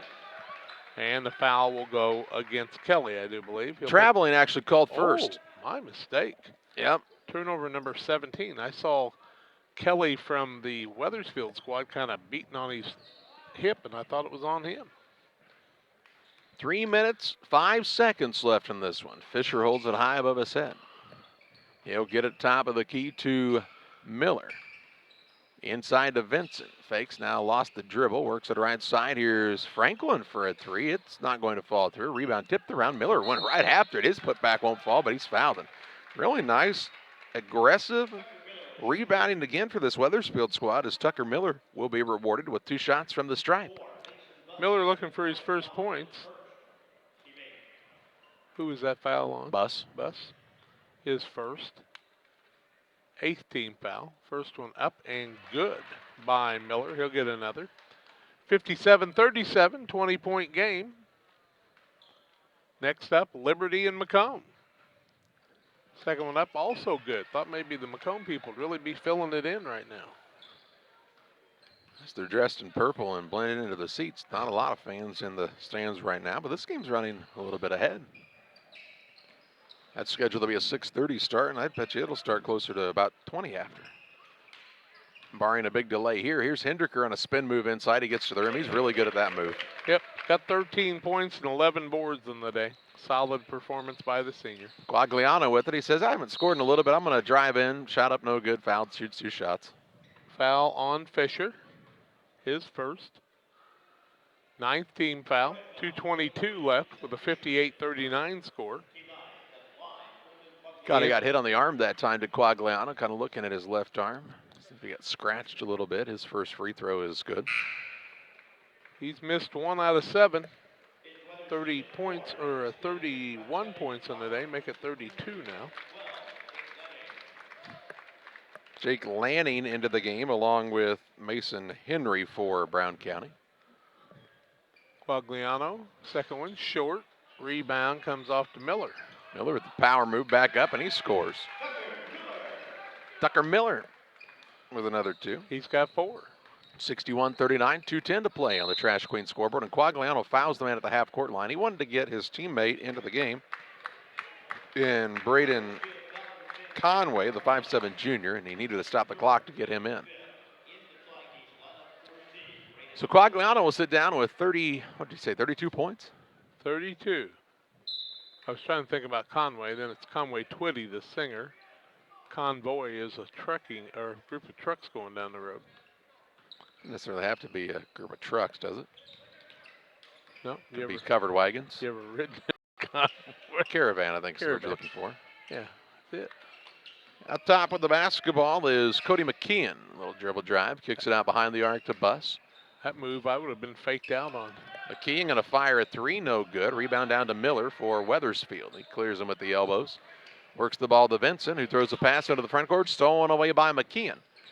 McKeon on the dribble drive inside, up and missed the shot, but he's fouled and he'll shoot a pair. McKeon looks over at the bench, saying, see, I'm trying to earn some playing time here. 1:33 left, 61-39 is the lead. McKeon is at the free throw line. Dribbles it a couple of times, puts it up, and it's no good. He'll get another. Brown County has not shot a lot of free throws. In fact, that was their 4th of the game. Second one up is good, and McKeon's in the book with a point. On the board, 1:30 to play, 61-40 Flying Geese with the advantage. Ben Smith with the basketball top of the key. He looks for somebody to pop out front. That somebody will be Tucker Miller. Turns and faces the hoop. Off to Vincent. Wethersfield looking to run a little clock here. Now to Conway. It's all right, Conway. I want to get that right. Braden Conway. Out front with the basketball, Smith. It's okay, Nick. We promise. Between the circles, it goes to Vincent. 57 seconds to play in the contest. 61-40 Flying Geese in control in this one. Here's the ball tip stolen away by Fisher. Fisher will take the ball into the front court on the bounce for Brown County. Hornets with the basketball. The McKeon top of the key. Turns down the 3 to Fisher in the corner right side. Little step back tray on the way. High archers in and out, no good. Rebound put back up by Henry, no good. And his putback wouldn't fall as he was bumped, but they're not going to call much with 30 seconds left in a 21-point game. Wouldn't think so. I wouldn't hope so. So it was really blatant. Miller with it out top for the Wethersfield Flying Geese. 15 seconds to play, up by 21. They're going to improve to 9-4 on the season. Brown County going to drop to 7-6 as the final 10 seconds tick off the clock. Click, tick, whichever you'd prefer. And the final one, this one is a 61-40 win for Wethersfield. We take you to the postgame show presented by Edward Jones, financial advisor Derek Harris, where we'll take a look at final statistics and get set for the next game. All for you from Macomb on Central Illinois Sports. One size fits all. That may be all right for an adjustable belt or cheap sunglasses, but when it comes to your financial needs, no one wants a one-size-fits-all strategy. Derek Harris is your Pike and Adams County area Edward Jones financial advisor. Derek Harris's most important goals are yours. That's why Derek will take the time to understand your needs so he can recommend personalized strategies with your goals in mind. Contact Derek Harris today at 217-222-7173. Knowing you, that's how Edward Jones makes sense of investing. Member SIPC. FDIC. The Farmers National Bank of Griggsville, with locations in Griggsville, Mount Sterling, and Pittsfield. Maybe you ask, why choose Farmers National Bank of Griggsville? The answer is simple. Local people, local decisions, and local commitment with local investments. We have many products and services to meet your needs. We invite you to find out more about us. Go to fmbgriggsville.com and explore all the services we offer. Visit any of our 3 friendly locations in Mount Sterling, Griggsville, and Pittsfield today. The Farmers National Bank of Griggsville, local people helping local people, member FDIC. Renee's Place is the place where people meet in Mount Sterling. Open Tuesday through Thursday, 5:30 to 2 p.m., Friday and Saturday, 5:30 to 8, and Sunday, 8 to 2. Renee's Place, 220 East Main Street. Call 773-9000. Few things compare to Camp Point Central's fans' dedication to the Panthers. The same can be said about Channel and the farmers they serve. You see, unlike other seed companies, they don't have salesmen. With Channel, you get the advantage of a dedicated Channel seedsman, a trusted year-round advisor who can provide the right recommendations for your fields. It's their hands-on approach that truly sets them apart. Customized service, expert advice, elite seed management products. Find your Channel seedsman at channel.com or contact local district sales manager Matt Hughes at 217-242-8852. Welcome back to the postgame show presented by Edward Jones Financial Advisor Derek Harris. A 61-40 win for the Wethersfield Flying Geese over the Brown County Hornets here in the Consolation Championship. Brown County drops out of the tournament at 2-2. Wethersfield finishes at 3-1 with their only loss being to Pittsfield and a 1-point loss in overtime. So that one stings a little bit if you're Wethersfield, but they rebounded nicely, including this 21-point win over the Brown County Hornets. Brown County was back and forth early in this game, but man, once Wethersfield took control, Jack, they never looked back. 17-6 after one, 41-19 at the half, and they just kept it on rolling into the second half of play. Yep, they can score a lot of points, and they did against the Brown County squad that kind of got down and hurt them a little bit, but Coach Jones will get them rallied back. 17-49 was Brown County on the day, 34.6%, 5 of 13 from the arc, 38%, 2 of 5 from the free throw line. Led by Nathan Hendricker with 13 points and 11 rebounds, a double-double for him. Also 8 points for Brody Woodward on the day, 6 for Tate Fullerton. Gavin Miller had 8 points on the day. Also a single point by Cody McEwen and 2 by Cole Beheimer. The other side, Wethersfield 20 of 59, 34%, 8 of 20 from the arc, 13 of 21 from the free throw line, 32 points from Colton Quagliano is how that one settled out also. It's a final, 61-40. We've got one more broadcast coming your way. Hope you'll stay tuned. It comes your way after these. Farmers State Bank and Trust Company of Mount Sterling would like to wish the Hornets best of luck this season. A local bank with local people, local decisions, and local investments. The Farmers State Bank and Trust has been serving the financial needs of Brown County for over 100 years. Visit them today for all your banking needs at the main bank in Mount Sterling, the For Sales branch, the Timewell branch, or the branch located inside the IGA in Mount Sterling. Farmers State Bank and Trust Company, FDIC, and equal housing lender. Call Best Systems Builders for all your insulation needs. We are a full-service insulation contractor offering both open and closed cell spray foam, blown cellulose, and fiberglass installation. Best Systems has 2 BPI certified professionals ready to inspect your home or business today. You may qualify for incentives through the American Act on Energy program. Call Scott or Michael at 217-285-6005 for your free estimate, or visit us online at gobestsystems.com and start saving money on your energy bill today. Just because your kids are back to school doesn't mean you have to sacrifice your fitness routine. Illini Fitness is now open 24 hours a day, 7 days a week. Whether you're a busy parent, college student, night owl, or early riser, our hours now fit your schedule. Call to find out about our affordable memberships at 285-5635 or learn more by visiting IlliniHospital.org/fitness. Illini Fitness, located at 128 West Walker Street in Pittsfield. Merry Christmas and a blessed New Year from all of us at Fellowship of Christian Athletes of Western Illinois. Julie Ross in the Quincy area, Todd Sweatman in the Jacksonville area, Stephanie Bird, our administrator, and myself, Jack Hull, wish all of you the happiest and merriest of Christmas. It's end of the year time. If you're looking for a place to donate for the year end, go to westernilfca.org. We could use your help in promoting Christ in Fellowship of Christian Athletes.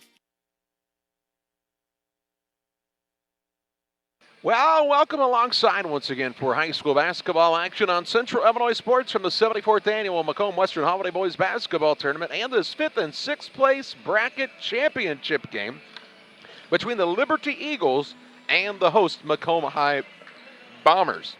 Good evening to you once again. I'm Charlie Hill Jacks alongside Jacob, our cameraman for this contest and all of our contests we've brought you throughout this 3-day stretch on Central Illinois Sports. What is this, the 11th game in a couple of days that we've brought you here? 12th game? No, just 11. You're 11? right. I mean, I can count. You can count on me waiting for you in the parking lot after this game, Jack. I'll be in the truck. Please bring the equipment out. The Liberty Eagles looking to finish their tournament on a strong note. They'll take on Macomb, who showed off a pretty good defensive effort this morning. They're 3-9 of the season, but Macomb looking to right the ship as the calendar turns to 2020, and Jeremy Anderson's squad looking to finish strong in their own tournament as well. We'll talk more about the matchup on the Great Rivers Bank pregame show on Central Illinois Sports. That comes your way after this.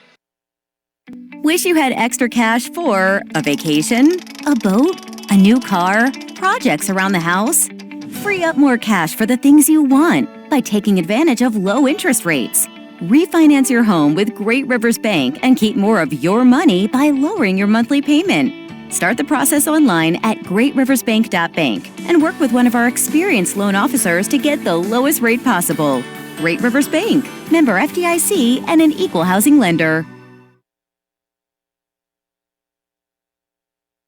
Welcome to the city of Pittsfield, a great place to call home or a great place to visit as a home away from home. Visit the beautiful downtown area with the Pike County Courthouse and many businesses and restaurants to enjoy. Then check out the Pittsfield City Lake, a great place for boating, fishing, and camping. And new to the lake this year, a disc golf course. Learn more about all that the city of Pittsfield has to offer by visiting their website, pittsfieldil.org. The city of Pittsfield and Mayor John Hayden wish the Sockies good luck this season. For all of your commercial and residential trash pickup needs, call Trash Queen, serving Pike, Scott, and Morgan counties with affordable residential trash service and roll-off dumpsters. We're proud to be locally owned and operated and want to earn your business. Give us a call to find out just how affordable our rates really are. Call Trash Queen at 217-320-4320. That's 217-320-4320. Or check us out on Facebook. Trash Queen, our business is picking up. Call Best Systems Builders for all your insulation needs. We are a full-service insulation contractor offering both open and spray foam, blown cellulose, and fiberglass installation. Best Systems has 2 BPI certified professionals ready to inspect your home or business today. You may qualify for incentives through the American Act on Energy program. Call Scott or Michael 856-0005 for your free estimate or visit us online at gobestsystems.com and start saving money on your energy bill today.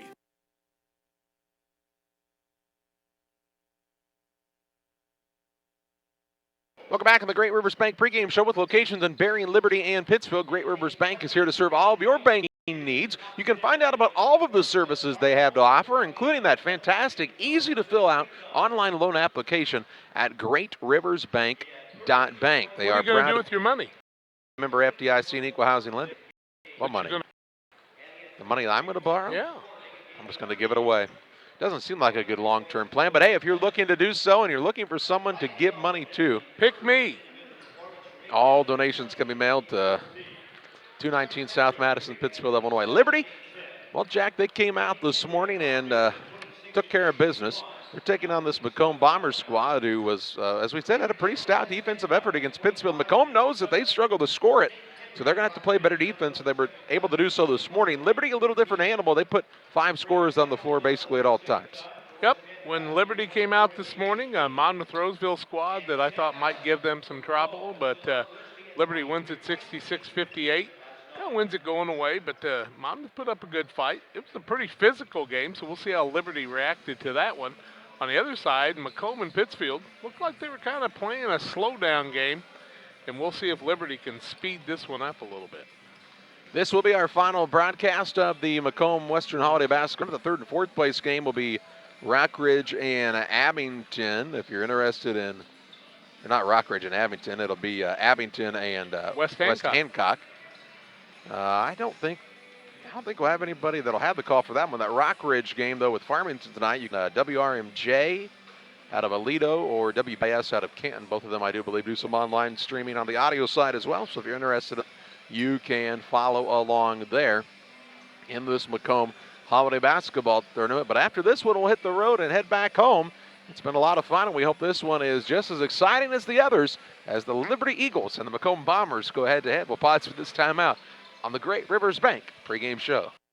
Merry Christmas and a blessed New Year from all of us at Fellowship of Christian Athletes of Western Illinois. Julie Ross in the Quincy area, Todd Sweatman in the Jacksonville area, Stephanie Bird, our administrator, and myself, Jack Hull, wish all of you the happiest and merriest of Christmas. It's end of the year time. If you're looking for a place to donate for the year end, go to westernilfs.org. We could use your help in promoting Christ in Fellowship of Christian Athletes. Few things compare to Camp Point Central's fans' dedication to the Panthers. The same can be said about Channel and the farmers they serve. You see, unlike other seed companies, they don't have salesmen. With Channel, you get the advantage of a dedicated Channel seedsman, a trusted year-round advisor who can provide the right recommendations for your fields. It's their hands-on approach that truly sets them apart. Customized service, expert advice, elite seed management products. Find your Channel seedsman at channel.com or contact local district sales manager Matt Hughes at 217-242-8852. Camp Point Central Sports are proud to have Dear Western Grain as a sponsor of the podcast. Dear Western Grain, there for you for all your grain and feed needs. Why don't you give them a call and check out all the locations of Dear Western Grain? With locations in Golden, Paloma, Mount Sterling, Clayton, La Prairie, Liberty, Industry, Carthage, and Blandonsville. For more information, call Dear Western Grain Services 696-4461. That's 696-4461, or on the web at dearwesterngrain.com. Time to be thinking about tax planning. You can count on Illinois FBFM for accounting, consulting, and tax preparation for farmers and businesses in Pike, Brown, and Adams County. Phone 217-593-7230. Illinois FBFM can take care of your farm accounting needs. Get your accounts in order for this tax season. Phone 217-593-7233. Contact Bob Ray, Jesse Shootman, and Triopian Kansas State grad Emily Carls. Illinois FBFM in Camp Point, working for you. Welcome back to the Great Rivers Bank pregame show. Jack, keys to this game for the Liberty Eagles. Liberty, I think, needs to be able to drive inside, cause some confusion, and hit a few threes outside, take good care of the basketball. But, you know, they'll turn it over quite a bit even when they're having a good game. If you're Macomb, you want to keep this one low scoring, and that style of defense they played today, good gap control, could cause Liberty some problems. So I agree they're going to have to hit some shots, but for Macomb, they're going to have a little tougher defense played against them as well, and Sam Allen probably won't have quite the driving lanes that he was able to have earlier today. I'm sorry, if Macomb plays that wide, spread-out defense like they did today, Liberty will run it up on them.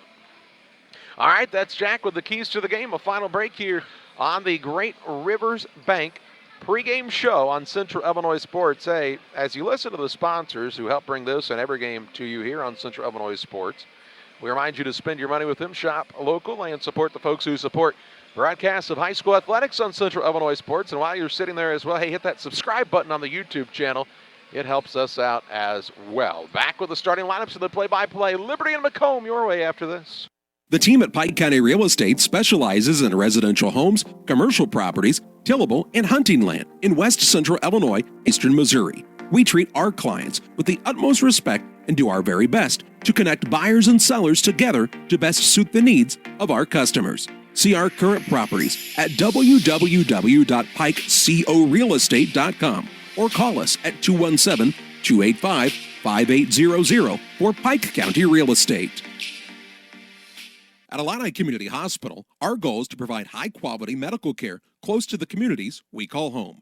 Our team of providers and nurses are here to help guide you every step of the way to your healthcare journey with the personalized style of medicine you've come to expect from Illini. Illini is proud to welcome Dr. Esfaldo Wesley, oncologist, to our oncology team. He joins Sherry White, nurse practitioner, providing high-quality oncology care right here at home. For more information, visit IlliniHospital.org. Illini Community Hospital, proudly improving the health of our communities. Does your financial advisor take the time to really listen to you? Is your financial strategy personalized for you and your family? Will your financial advisor be there as your life and financial situations change? Derek Harris is your Pike and Adams County area Edward Jones financial advisor. When we work together, we'll focus on what's important for you. We'll use an established process to create a personalized financial strategy backed by the advice, tools, and resources to help you reach your goals. And we'll partner to help your strategy stay on track. Contact Derek Harris today at 217-222-7173. Edward Jones, member SIPC. For nearly 40 years, the Niebuhr Funeral Home has been serving our area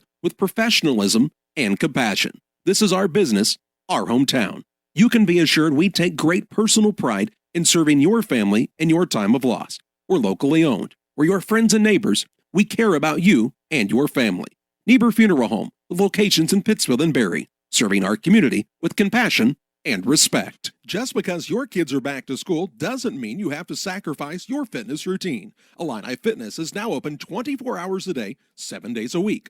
Whether you're a busy parent, college student, night owl, or early riser, our hours now fit your schedule. Call to find out about our affordable memberships at 285-5635 or learn more by visiting IlliniHospital.org/fitness. Illini Fitness, located at 128 West Washington Street in Pittsfield. We're just moments away from the tip-off of this contest between Macomb and Liberty. These two teams have not played yet this season, correct? Yes, they have. Well, I was wrong then, Jack. Can you tell us how that game went? I can do that, and I will do that in just a matter of moments as we take a look at that game, which was played right there at the bottom on the 20th of December, and Liberty got the 56-44 win. So Macomb looking for some revenge in this contest. They're 3-9 of the season. Jeremy Anderson, one of the finest in the business in high school coaching, and his lineup tonight looks like this. At a guard, a 6'2" senior, Sean Winters. At a second guard, a 6-foot senior, Sam Allen. And at the third guard, the 6-foot senior, Carter Sutton. At a forward, a 5'11" junior, Tyler Bickers.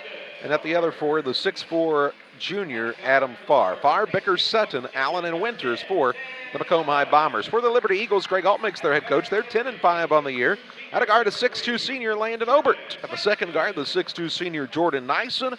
And the third guard, the 6'2" junior, Knowlton Klingel. At a forward, a 6'4" sophomore, Brighton Klingel. And at the other forward, the 6-foot junior, Ryan Hedrick. Hedrick, Brighton, and Knowlton Klingel. Nyson and Obert for the 10-5 Liberty Eagles. What's Macomb got, about 17 cheerleaders? They do have a bunch of cheerleaders out there, and here to keep the fans. 18. Here to keep the fans all excited during this game. In the 5th and 6th place contest, and somebody looking to take home a trophy here and finish their tournament at 3-1. Well, you'd like to think Macomb would come out fired up as they're here at home on Western's campus. Not as big a Macomb crowd as you normally would see across the way. Thought maybe with their win today, the word would get out. They would all come out for the game tonight. Help the attendance out a little bit, but. And you know, Rockridge and Farmington, unless the two of them bring a big crowd, won't see a lot of local people here if they're not even going to come out for their own team. Liberty's the home team in white. So Landon Obert will jump on their side, and I think Farr will jump on the other side for Macomb. They shake hands, and we're ready to rock. Macomb in the visiting black uniforms, orange jumpers, white trim. Liberty in the home whites with the red numbers, and the tip is up in the center circle and controlled by Liberty. If they can run it down, I think there will still be Liberty ball as it went out of bounds now. Said Farr tipped it, I guess. Where'd that ball end up? It's down in the north 40, and they'll throw it back in. The referee with the attempted one-handed catch. And Liberty will have the basketball, so the possession arrow will favor Macomb on the next tie-up. Right side with it is Obert. Looks in the paint to Hedrick. Hedrick going to go at Farr. Turnaround shot blocked out of there by the big man, and the rebound run down by Macomb's Bickers. Drives into the front court, up and under and in for two. And Macomb off to a 2-0 advantage in the early going of this contest. Into the front court, Knowlton Klingel crosses over, drives in to Brighton Klingel. Baseline shot, bottom of the net, and we're tied at 2 points apiece. 7:28 to play in the first. Game tied at 2 on the Trash Queen scoreboard. And again, the ball kind of bounces away from everyone. It's tough to keep track of right now. Into the front court is Winters on the dribble for Brown County. Macomb. It's 11 games in 3 days. You're bound to say something stupid. Jack, go ahead. Well, it'll be Macomb basketball. The Hornets will have it. Maybe the Macomb Bombers. Bombers. Tell you what, if things go well, we'll let Jacob do the play-by-play in the second half of this game. He just shakes his head. Says, leave me alone. He's kind of like Uncle John. Out top with it is Sam Allen. Dribble drive in, travels. No, it's fouled. So Sam will go to the free throw line. He spent most of the day with Pittsfield there. No, they're going to say it's ball out of bounds. My mistake. Knowlton Klingel was called for that foul. Inbounds pass stolen away by Obert. Obert on the larceny. Layup at the other end is no good, but he's fouled and he'll shoot a pair. Now he will shoot free throws, right? It appears to be that way, and the foul whistle against Sam Allen. Anything you can do, I can do just like it. Landon Obert free throw line, tied at 2. 6:55 left first quarter. First lead change is not going to happen just yet. Hey, you've still got time to check out Bowlers Universe this evening, 8 till 11.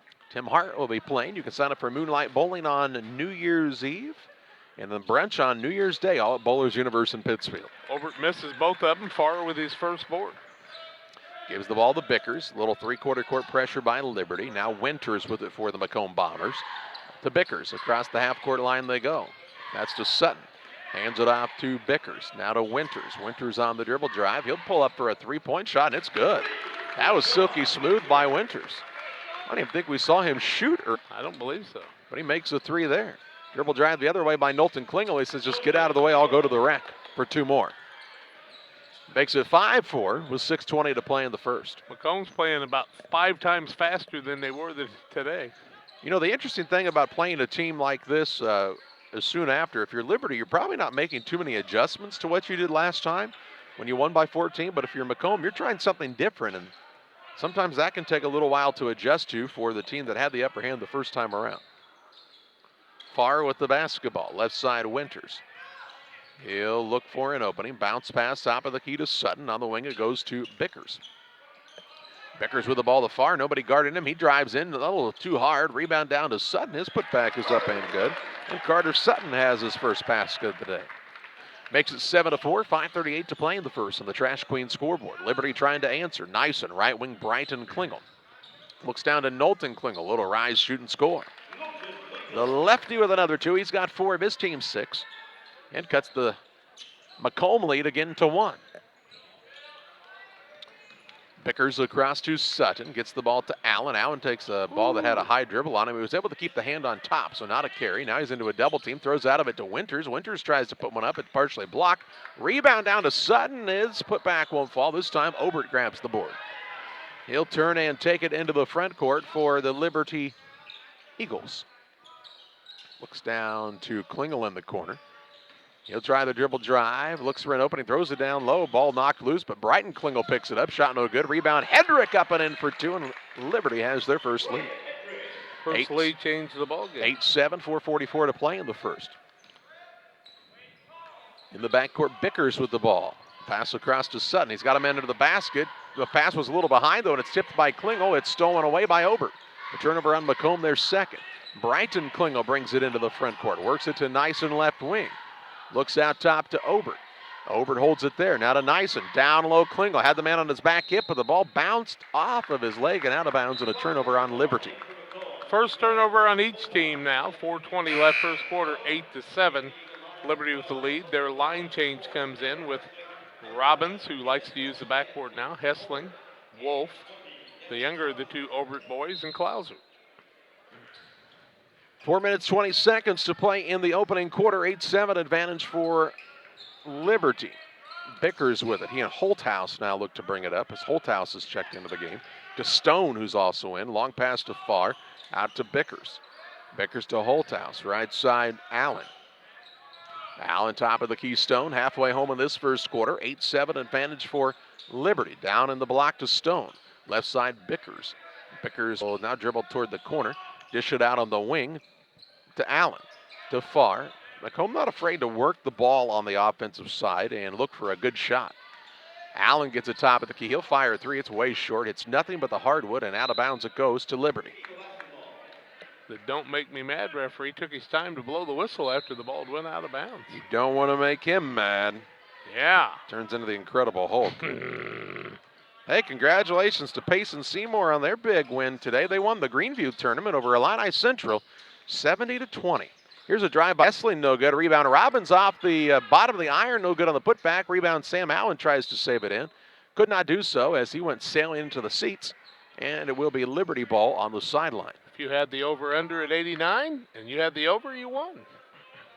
70-20 in the championship game of a tournament. The Payson squad, man, they're really rolling. Wolf with the ball. Gets it to Hessling. Left side, Clayton Obert. He's the second fiver in the game. Right wing with it is Klauser. Out top, Wolf. Over to Hessling with 3:03 to play in the first quarter. Hessling throws a pass, it's tipped, he gets it back, and then he throws it away. Has it stolen by Holthouse. Turnover number 2 by the Eagles. Bombers trying to retake a lead here. 2:51 to play in the opening quarter. Sam Allen with it right side to Holthouse in the corner. Works off of the screen, thought about the three, little head fake, now pulls it back out to Stone. Stone left side, Bickers. Bickers to Stone. They reverse the ball right side, Holthouse. Let's see if he wants to try a dribble drive here. No, pulls it back out on the bounce and then works it in the corner to Bickers off the Stone screen. Bickers was looking for the man to roll. He just kind of stood still after the screen, so they have to pass it around the perimeter. Farr gets a touch out front. Right side to Bickers. 2:22 to play first quarter. 8-7 advantage for Liberty. Their defense kind of pushing this Macomb outfit out a little farther than they'd like to be. Now here's Allen, gets his feet under him for a three, no good. Stone with the rebound, reverse layup won't fall, and Robbins grabs the board. Falls from his feet. Well, he had a dribble. He had the dribble as he fell down, and so how was that a travel? Don't make him mad, Charlie. 2:07 to play in the first. He can make you mad, but you can't make him mad. I don't get mad, Jack. You know, you get even. I get even. Here's Sutton back into the game, replaces Farr for Macomb. 2:07 to play in the first. Bomber ball out of bounds underneath after the turnover by Liberty. Inbounds pass comes out front to Bickers. So the man went flying by him in the air. That's Knowlton Klingel. Here's a three by Holthouse, no good. Rebound out, and Holthouse gets a tip back to him. Works it in the corner to Allen. Allen on the bounce with 1:54 to play in this first quarter. Stone out top to Sutton. Left side Bickers to Sutton. Ball fake and a pass to Holthouse. Right side Allen beats the man off the dribble and is fouled by Brighton Klingel. Brighton Klingel will pick up the foul. That'll be his first, team first. Ball out of bounds for Macomb. 1:44 left first quarter. Trash Queen scoreboard 8-7 Liberty. It's been that way for a while. A while, huh? Stuck on the score. What's going on out there? I don't know. You're not watching. Allen with it. I mean, I'm not watching. I watched Allen. He threw a pass. It just went out of bounds on the sideline. That's a turnover. Third by the Bombers. They trail 8-7 to Liberty. They are Macomb. 1:25 to play in the first quarter. Brown County not here now. Sorry for the struggle. Left side with it is Brighton Klingel to Knowlton Klingel. Top of the key now it goes to Nyson. Right side Hedrick. Down low to Brighton Klingel. Goes left, back to the right, in for two, and he's fouled. Nice move by the sophomore. He's got 4. He'll get the and 1. Liberty 0 for 2 from there. Overt couldn't find the mark. 1:10 left first quarter. 10-7 Liberty with the 3-point lead, which is their biggest in the ball game. Here's Blake Ewer into the game. Yep, he sits down Bickers. Been a lot of Bickers on this team. Brighton Klingel puts it up. It's good. By the way, the red band is type 1 diabetic. And that's part of his device. But what a great job to see a young man out there fighting through things and gives other people a lot of hope. Stone into the front court finds Hewer, and kind of a tough spot to catch that pass. 55 seconds to play in the quarter. 11-7 Liberty with their biggest lead of the contest, correct? It is. Ewer gets the ball out front on the pass. Looks nice to Holthouse. Bounces it down to Stone. Underneath, good find to Sam Allen, who lays it up and in. Allen with his first 2. Really good pass from Atoa Stone. 32 seconds to play in the quarter. 11-9 advantage Liberty on the attack here. in the final 30 seconds of this first quarter. You all right? Don't break the headset, will you? I'm just scratching my ear. Yeah, you got mad yesterday and already broke that one. I was mad because somebody broke it. Yeah. Hey, blame others. Don't ever take responsibility. 15 seconds to play in the first quarter. Hey, listen, if you want to cry, I'll cry with you. 10 seconds to play in the first now. Right side, Nyson to Knowlton Klingel. Works off the screen from Hedrick. 3-2, gets to the rim. Left-hand shot up and executed to perfection by Knowlton Klingel. And after a quarter, it's a 13-9 advantage for the Liberty Eagles on top of the Macomb High Bombers. Back with second quarter play after this. Is a family-owned company with Christian values. We have a passion for helping our customers find best products at a great price. We understand making a large purchase of windows and doors for your home is a big investment. Our mission is to be completely upfront with you. We have built our business on trust and reputation. We depend on our customers to refer us to friends and family for their home improvement needs. Call 573-221-0886. We finish what we start with quality for you. Abney Home Improvements, 100% satisfaction is what we build our business on.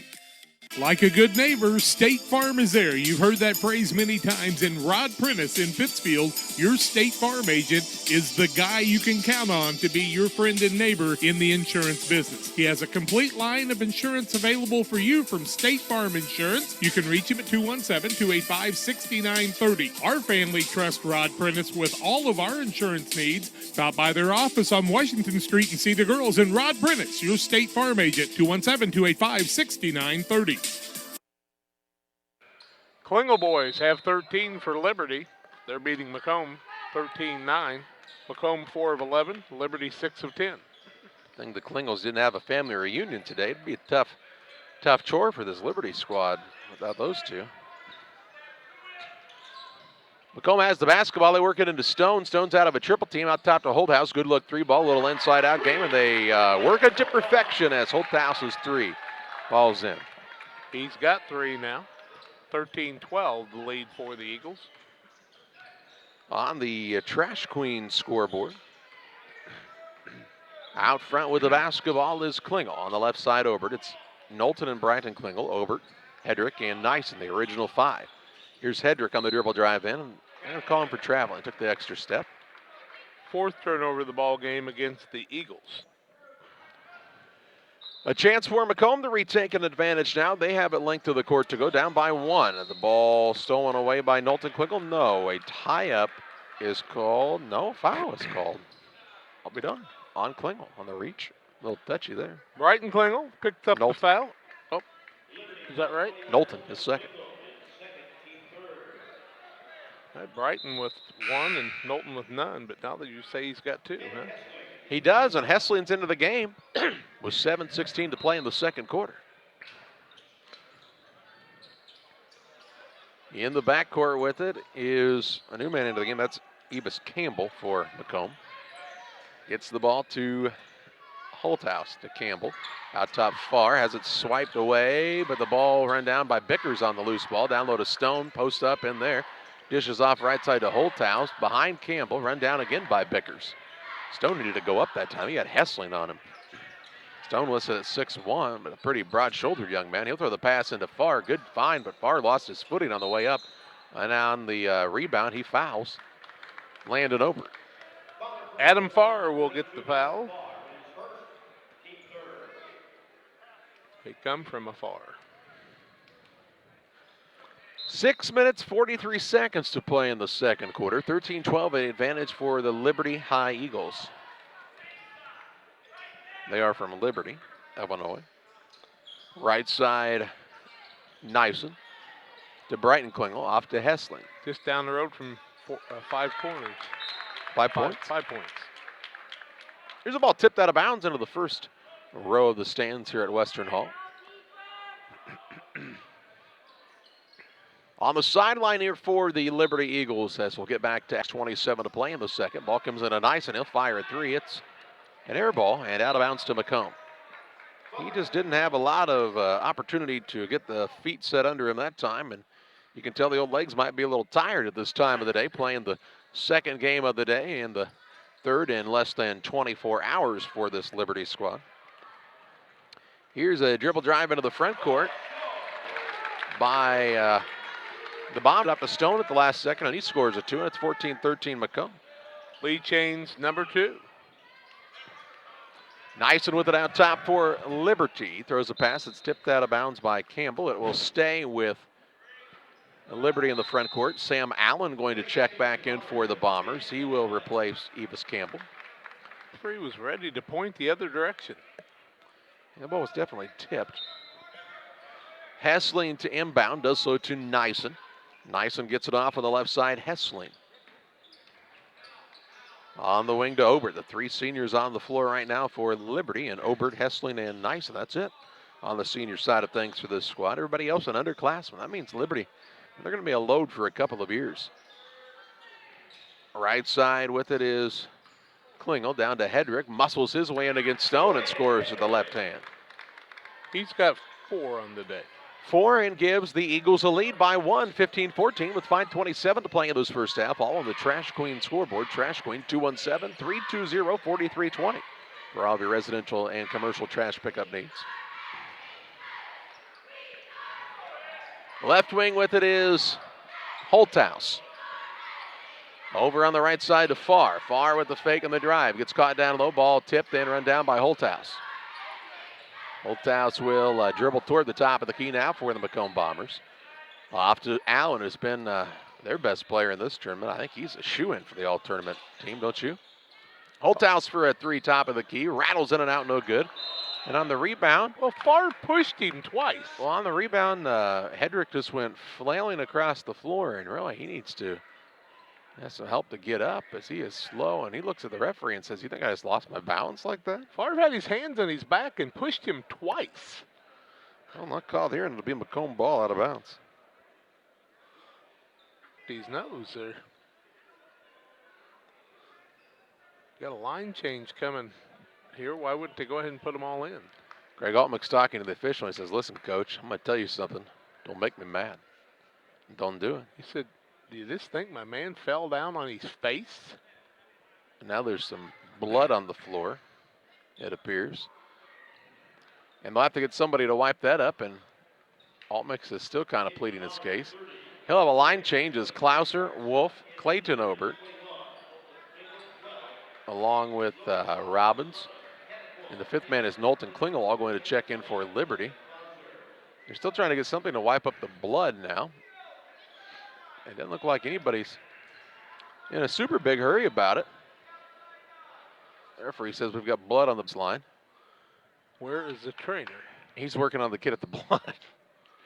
They should get the janitor out here, though. But Adam Lee can take care of the young man from Liberty. Well, he is. That was the trainer. He's off to the races here. He's coming along.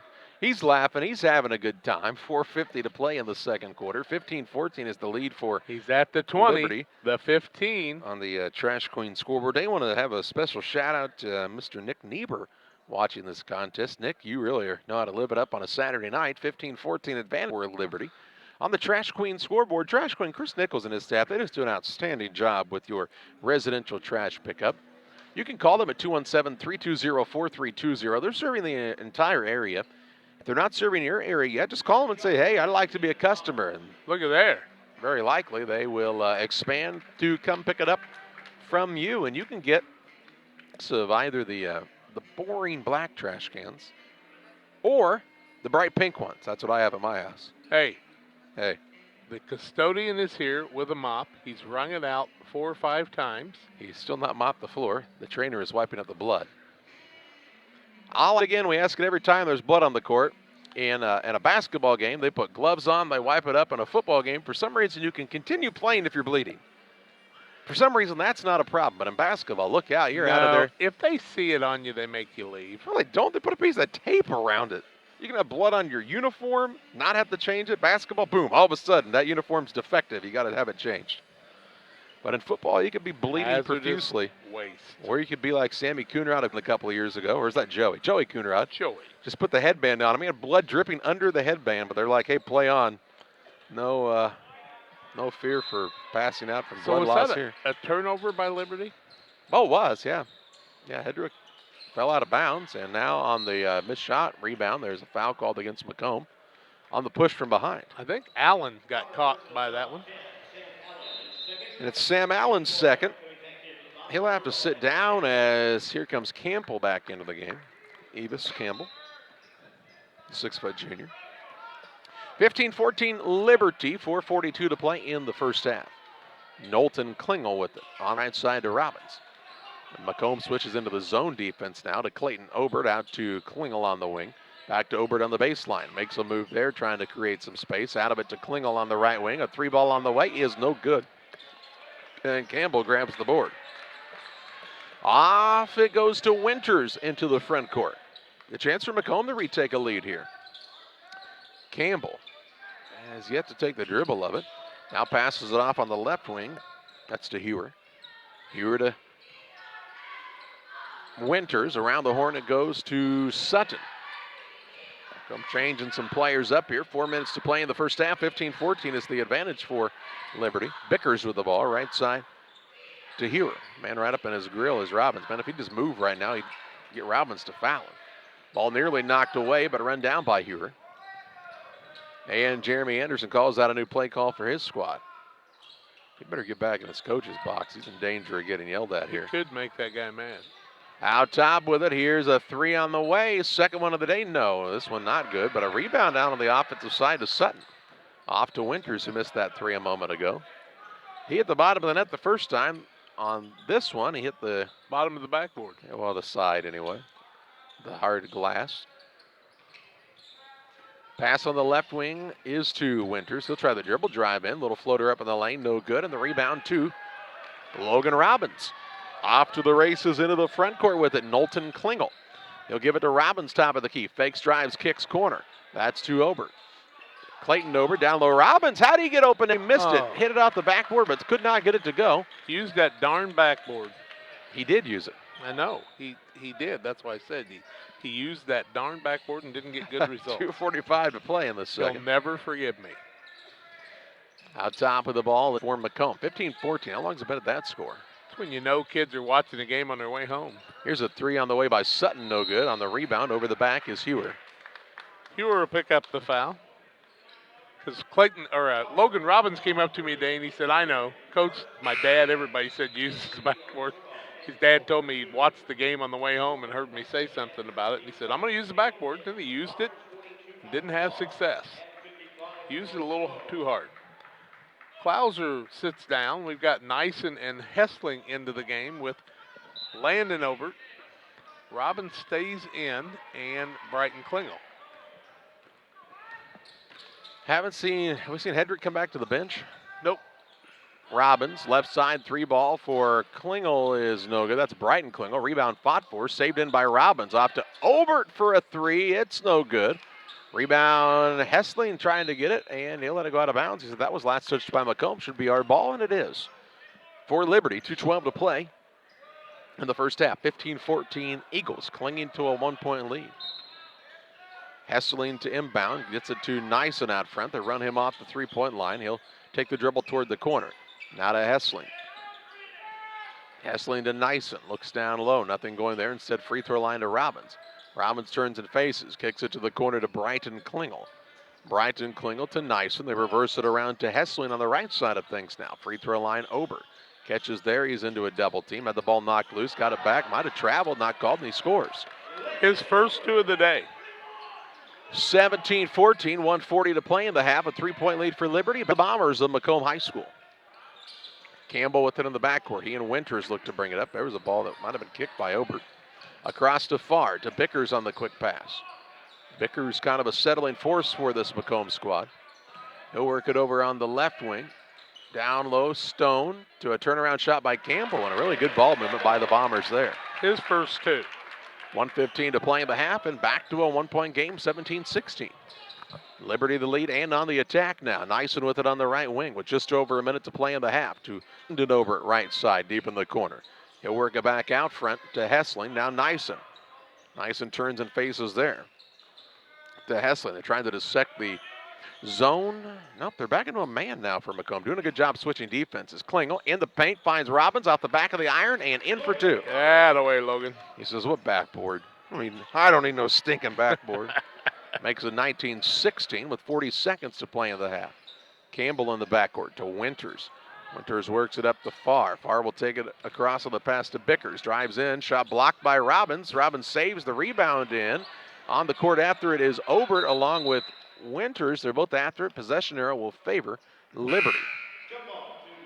No turnover as that was on the. Here comes Knowlton Klingel back in for Liberty. Rudy, sit down. Hessling. 27 seconds to play in the half. 19-16 Liberty with the lead and the basketball now after the jump ball. Nyson with it out front. You would think Liberty would be okay with holding for a final shot here.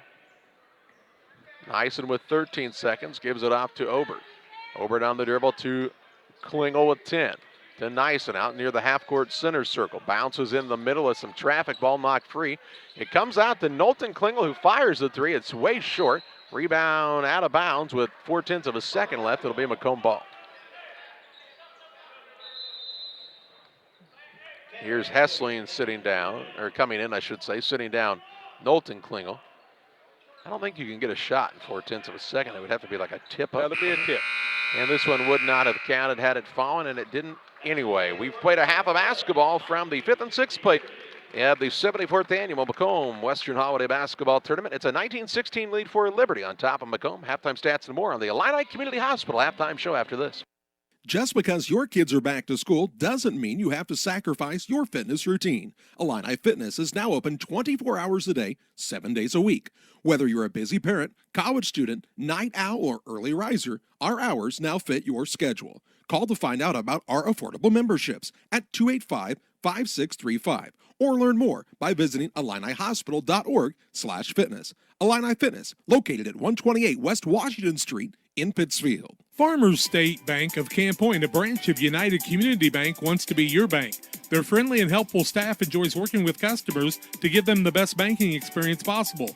They're a full-service bank offering savings, checking, CDs, IRAs, and now offering mobile banking where you can bank from your smartphone.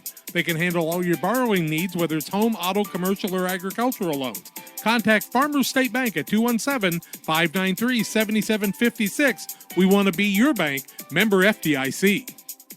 One size fits all. That may be all right for an adjustable belt or cheap sunglasses, but when it comes to your financial needs, no one wants a one-size-fits-all strategy. Derek Harris is your Pike and Adams County area Edward Jones financial advisor. Derek Harris's most important goals are yours. That's why Derek will take the time to understand your needs so he can recommend personalized strategies with your goals in mind. Contact Derek Harris today at 217-222-7173. Knowing you, that's how Edward Jones makes sense of investing. Member SIPC. At Lanham Chiropractic, their mission is to ensure that they guide each patient to the possibility and enjoyment of a healthier you. Dr. Chris Lanham works together to identify the cause of the chiropractic issue and address it through chiropractic care, proper nutrition, and natural supplements, all while utilizing honest and trusting communication. If you're looking for a hands-on chiropractor who's proud to call this area home, call Dr. Chris Lanham at Lanham Chiropractic in Pittsfield at 217-285-6300.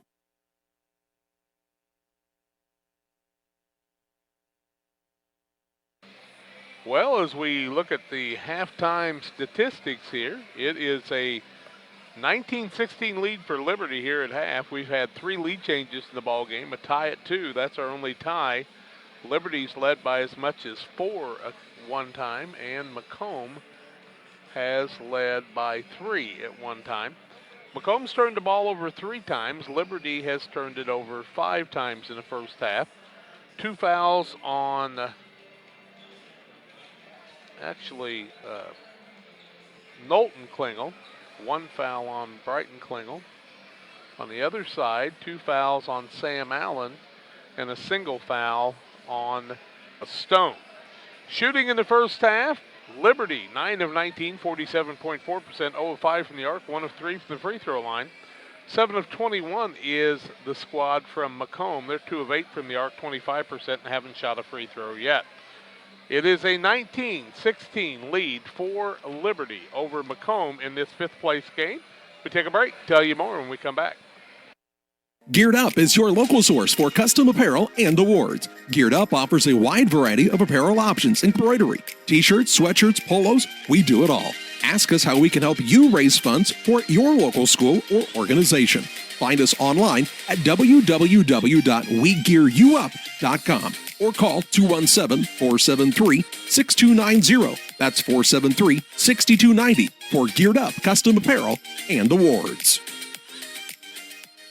Together, we build. It's more than just a tagline at John Petty & Sons Custom Builders. It's our way of life. Our team is committed to building high-quality, custom-built commercial and residential facilities that fit the needs of your family or business. From design, new construction, renovation, and repairs, we have the expertise to turn your project into reality. Call us for a free quote at 217-248-6196. That's 248-6196. Or check us out on Facebook. John Petty & Sons Custom Builders. Together, we build. The Farmers National Bank of Griggsville with locations in Griggsville, Mount Sterling, and Pittsfield. Maybe you ask, why choose Farmers National Bank of Griggsville? The answer is simple. Local people, local decisions, and local commitment with local investments. We have many products and services to meet your needs. We invite you to find out more about us. Go to fmbgriggsville.com and explore all the services we offer. Visit any of our 3 friendly locations in Mount Sterling, Griggsville, and Pittsfield today. The Farmers National Bank of Griggsville, local people helping local people, member FDIC. For delicious, authentic Italian pizza and pasta, it's Gianni's Pizza on the Square in Pittsfield. From delicious appetizers to a wide selection of specialty pizzas and pastas, Gianni's has something everyone will enjoy. Take advantage of the Gianni's Pizza Special, where you can order any extra large pizza and receive a free small one-topping pizza. For carryout or delivery, call 285-4002. That's 285-4002 for Gianni's Pizza on the Square in Pittsfield. 1916, Liberty with the lead on the Illini Community Hospital halftime show. Illini Express here to serve you with walk-in medical care when you need it. Open 7 a.m. to 7 p.m. Monday through Saturday. They'll be open on the holiday from 7 to 11 on New Year's Day. Illini Express sees patients ages 18 months and older with no appointment necessary. Learn about the services offered at Illini Express by visiting IlliniHospital.org. We invite you to stay tuned on the post-game show for the Edward Jones and Derek Harris Financial Advisor for Pike and Adams County post-game show. Individual scoring in the first half. We look at Macomb. Carter Sutton has 4 points. 3 for, excuse me. That's rebounds. 2 points for Carter Sutton, 2 for Tyler Bickers, 3 for Sean, 2 for Sam Allen, 2 for Evis Campbell, 3 for Leighton Holtholz, and 2 for Etoa Stone. And I honestly tell you, I don't remember any time we've had 3s and 2s individually. On the other side for Liberty, 6 for Knowlton Klingel. Brighton has 5, 4 for, and 2 apiece for Landon Obert and for Logan Robbins. It's 19-16 at halftime. Not quite the score we were thinking it would be, but I have a question for you. Yes. This is our last game of 2019. Yes. That means next year is 2020? Yes. What were the 20s like the first time around? They were roaring. Roaring 20s. Roaring. You think we'll bring back that look they had in the roaring 20s? I think we'll get some raccoon tails on our rearview mirrors. I don't even know what that means. Probably not. Peta'd probably have a fit on that one, but, really, who gives a darn? Hey, let's take a break here on the Illini. PETA? PETA? People against... That's the people that don't eat meat, don't drink milk. I don't think it's the people eating tasty animals, so I think that's a different group. But, hey, at halftime here, it's a 19-16 advantage for the Liberty squad of Macomb. Second half play-by-play your way after this. Press Yours On You designs promotional items and create just about anything to showcase your company. Communities celebrate their school spirit and turn to us too for screen printing, embroidery, laser engraving, more. Press Yours On You, Highway 24, Camp Point. Wish you had extra cash for a vacation, a boat, a new car, to round the house? Free up more cash for the things you want by taking advantage of low interest. Trash pickup needs, call Trash Queen, serving Pike, Scott, and Morgan counties. Thanks to Illini Community Hospital for bringing our halftime sponsor. It's a 19-16 lead for Liberty on top of Macomb. It'll be Macomb basketball to start the second half of play here on Central Illinois Sports. Hey, while you have a moment, hit that subscribe button on the YouTube channel. You can keep up to date with lots of action coming up in the second half of the season, including every game of the Winchester Invitational Tournament coming up the 11th through the 18th of January. All of them. All 26. in a 7-day stretch. 8. Well, 7, and I don't count the Sunday. There's no games on Sunday. That's not even fair. Here's a pass into the post, stolen away by Obert. Gets it to Knowlton Klingel. Klingel on the run into the front court. He overthrows Nyson and out of bounds. There's a bird in here, Jack. You see that? Or a bat. What is that? I think it's a bird. It's a bird. Did you see Greg Altmix go It's a after that plane. ball? I thought he was going after the bird. There's Turnovers both ways. 6 on Liberty now and 4 on Macomb. Whole team of birds in here. The Eagles. Liberty. What happens if the bird would interfere at the game? What's the official scoring on that? They have Randy Johnson come and throw a baseball at him. Oh, that'll work. Rest in peace. Again, Peta not happy about that one. Right side with it is Sam Allen. Allen is out there along with Winters, Bickers, Sutton, and the fifth man is Farr. Down by 3 is Macomb. Allen on a pull-up shot off the dribble. Man, he's a pretty good player, Jack. Yeah, he is. He's got 4, though. He's just a senior. Man of the front court with it is Knowlton Klingel. Which is just the last year you can play. Well, unless you're redshirt. Right side to Nyson. Bounces down on the post to Robbins. Robbins going to try to back his way in as he's in for the injured Hedrick. And we don't even see him on the bench. I wonder if he broke the nose. I mean, I don't want to speculate or anything, but it's the way he went down and the fact that he was down for as long as he was and the nose was bleeding. Makes you wonder, doesn't it? Well, he didn't just fall either. No. Turnaround shot, Brighton Klingel, no good. Rebound fought for Robbins. Muscles it away from Farr. Right wing deep in the corner down Nyson. Has used the bounce, throws it out top Knowlton Klingel. He'll put it on the deck, drive between 2 men, and they're going to count that basket. Atta baby. He's got 8. He'll get the and one. Bickers will get the foul, his first, team first to the second half. Knowlton Klingel will go to the free throw line. He's got 8 points, looking for his first free throw of the day. 1 for 3 is Liberty. Up and good by Knowlton Klingel. He's got 9. And the lead is 4, 22-18, 6:26 to play in the third. Inbounds pass comes in the backcourt to Sutton. Off to Winters. Winters wants to push toward the front court for Macomb. They're down 4 with 6:18 to play in the third quarter on the Trash Queen scoreboard. In this 5th and 6th place bracket trophy game. Second time these two teams have played in what, about 8 days? The last one was on the 20th. Today is what, the 28th? I think that's about 8 days. Now Sutton got a rebound. He went to go back up, and that ball just slipped out of his hands. So we'll give him a board on the offensive side, then a turnover, the 5th against Macomb. Liberty with the basketball and a 4-point lead. What's been their biggest lead today? Right now. 4? I thought that was all it had been extended to. 13-9 another time. Nyson with it out top. Fakes now, drives, gets in the lane. Shot up from 8 is good. His first 2 of the day. Little floater by Jordan Nyson, and the lead is now 6 for the Liberty squad. 24-18. 5:37 to play third quarter, and now a out-of-bounds call as Sam Allen was trying to get away from the double team, and he stepped on the sideline. Time onto the court. We will pause as well. 5:36 to play in the third. 24-18. Liberty on top of Macomb. Back after this. Call Best Systems Builders for all your insulation needs. We are a full-service insulation contractor offering both open and closed cell spray foam, blown cellulose, and fiberglass installation. Best Systems has 2 BPI certified professionals ready to inspect your home or business today. You may qualify for incentives through the American Act on Energy program. Call Scott or Michael at 217-285-6005 for your free estimate, or visit us online at gobestsystems.com and start saving money on your energy bill today. 5:36 left third quarter, 24-18. Liberty with the lead in the basketball, their biggest lead of the ball game right now, after the turnover by Macomb, which is their 3rd of the second half, 6th of the ball game. Nyson into the front court, finds Obert right side. Bounces to Nyson on the baseline, turns and faces there. Back to Obert on the wing, fakes the 3. Between the circles to Klingel.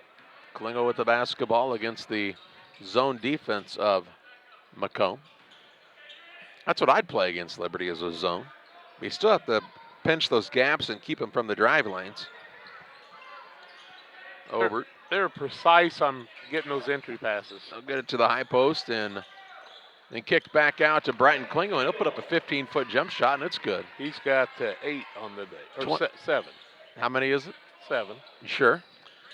Not really. 4:53 to play in the third. 26-18 the lead for Liberty. An 8-point advantage, their largest of this affair. Into the front court, Bickers on the dribble. He'll work it into Sutton. Sutton going to force it up from 6. No good. Rebound out of bounds. It'll stay with Macomb. That will allow Stone and Holthouse to come into the game, sitting down Winters and Sutton. 4:39 left in the quarter. 26-18. This 8-point lead, the biggest. Bickers in the corner left side. Holthouse turns down the 3, skips it across right side to Allen. Allen on the dribble drive, rises and fires and scores 2 more. Got the roll that time. He's got 6. Really had to arch that one a little higher over the top of the defender and cuts the Liberty lead to 6. 26-20, 4:18 to play in the third. Right side with it is Jordan Nyson. In the corner gives the ball off to Brighton Klingel. Out to Knowlton Klingel. Knowlton, the older of these Klingel brothers. To Brighton, the sophomore. He'll pass it off to Knowlton Klingel. Dribbles to the free throw line, kicks it back out Brighton Klingel. He'll drive inside, tucked it under his arm. They will not count the basket this time, as he was fouled on the way to the hoop. Wow. I thought they'd count that one for sure. But I was wrong. You were wrong. I'm not happy about it. Not happy. Inbounds pass. Robbins is just as clumsy as Hedrick was a little while ago. Just kind of fell down. Somebody behind him. Both hands extended. And a turnover on Liberty. Wow. 3:43 to play in the third. Macomb trying to cut it closer. Down by 6 now. Farr shoves the ball over to the left-hand side to Sam Allen in the corner. Bickers. Bickers will try the dribble drive in. Little fadeaway jump shot. Nicked to the rim, and the rebound to Knowlton Klingel. He'll push into the front court. Try to throw it through too many men, and it's picked off by Holthouse. Holthouse on the dribble in. He's into a double team of a pair of Klingels and is now fouled by Knowlton Klingel. I think if he'd let him keep going, he'd went to the other end. That's his 3rd foul for Knowlton. I mean, he was dribbling hard as he could to the half-court line. They'll bring in 5 new men for Liberty. Hessling, Wolf, Clayton Obert, Klauser, and the 5th man this time is Reese Knuffman, is it not? It is. Still no Hedrick, and still haven't seen him even come back out since that injury earlier in the contest back in the second quarter. 26-20, Liberty on top, 3:11 to play in the third. With it on the left wing is Bickers. Dribble drive in, gets to the rim. A lot of contact, no call either way. Stone with the offensive board. Out to Holthouse for a 3, no good. Rebound will go out of bounds, and it will be Liberty ball. Length of the court to go for the Eagles. They said take it easy here. Jeremy Anderson trying to get his squad pumped up. Down low, Klauser. He's going to go at his man. Shot up, counted, and he's fouled. Nice move by Devin Klauser, the sophomore. He'll get the and one. 2:49 left in the quarter, 28-20. Stone called for the foul, looks like. Atoa Stone will pick up his second. 3rd team foul. And Klauser will get the free throw. I think there were 2 older Stones. I remember Alama Stone. I don't remember what the other brother's name was. This is Atoa. Klauser makes the free throw. And it's a 29-20, 9-point lead for Liberty. That's the biggest. With 2:49 to play in the third. Inbounds pass in the backcourt to Allen. Allen to Hewer. Into the front court, Campbell. Ooh, if he would have kept going, he would have had Stone under the basket. Now Allen, right side Holthouse. They run him off the line. Dribble drive inside, off the window, no good. Stone, another rebound. He's working hard down there. To Campbell, off to Allen for a 3 left wing, good. Sam Allen tickles the twine from 19-9 to make it a 29-23 game with 2:25 to play in the third. Hessling into the front court for Liberty. To Ober, right side it goes to Cannon Wolf. Into Klauser. They want to feed that big boy. He's trying to go up. He traveled, no call. Works it out to Knuffman, now to Hessling. Hessling will go to Wolf, right side Ober. Bounces a ball that's kicked out of bounds by the active feet of Evis Campbell. Like Elvis without an L. Not shook up. 2:07 to play in the third. 29-23 advantage for Liberty. Here's Cannon Wolf. He was going to shoot the 3 in the last second. He passed it up, and Hessling ran it down. There was nobody as surprised about it as Hessling. And a timeout by Greg Altmix of Liberty. We'll pause as well. 2:02 to play in the third quarter. 29-23. The lead for Liberty on top of Macomb. Back with you after this. Merry Christmas and a blessed New Year from all of us at Fellowship of Christian Athletes of Western Illinois. Julie Ross in the Quincy area, Todd Sweatman in the Jacksonville area, Stephanie Bird, our administrator, and myself, Jack Hull, wish all of you the happiest and merriest of Christmas. It's end of the year time. If you're looking for a place to donate for the year end, go to westernilfca.org. We could use your help in promoting Christ in Fellowship of Christian Athletes. 2:02 left third quarter, 29-23. Liberty leads Macomb. They beat them by 11 the first time. Let's see what happens with the rest of this one. Here's a shot put up from the corner by Klingel. That's Brighton Klingel. And on the rebound, it went over the top of the backboard, and they call that out of bounds. Did it hit anything? Nope. Then it's not out of bounds. It is today. Well, that's a bad call. Hewer with the ball for Macomb. 29-23, a 6-point lead for Liberty. 1:47 to play in the third. Holthouse with it, right side to far. Just because it is in the Hickory gym doesn't mean it's that way here at Leroy Efka scores. They're going to run the picket fence at him, it looks like. Little give and go. Bickers with the top of the key to Hewer. Around the horn they go to Allen. He'll fire the three. Didn't have a clean catch, but still gets it to go, and he's cut it down to a 3-point game. He's feeling it. Sammy Allen trying to shoot his team back into this one. 29-26, 1:19 to play in the third on the Trash Queen scoreboard. They'll feed the post. Robbins had trouble with the catch. Ball loose. Run down by Nyson. Dishes it off to Klingel on the baseline, and Brighton Klingel another two. Give him 9 on the day. Jeremy Anderson pounds the floor in disgust as he knew they were that close to having a turnover. Here's Allen with it. Bounce pass down low to Farr. Farr kicks it out to the opposite wing to Holthouse. Across to Allen. Allen will dish it out to Hewer. Around the horn they go to Bickers. To Allen. Little stutter step dribble drive inside. Left-hand runner up and good. He's heating up. 14. 31-28. 43 seconds to play in the third. Klingel toward the right wing. Out top it goes to Nyson. Over on the left wing now Obert. In the middle to Knowlton Klingel. No look pass to Nyson. He'll rise and score 2 more. He's got 4. Really nice find that time by Klingel. Again, I'm not really sure how he even knew the man was there.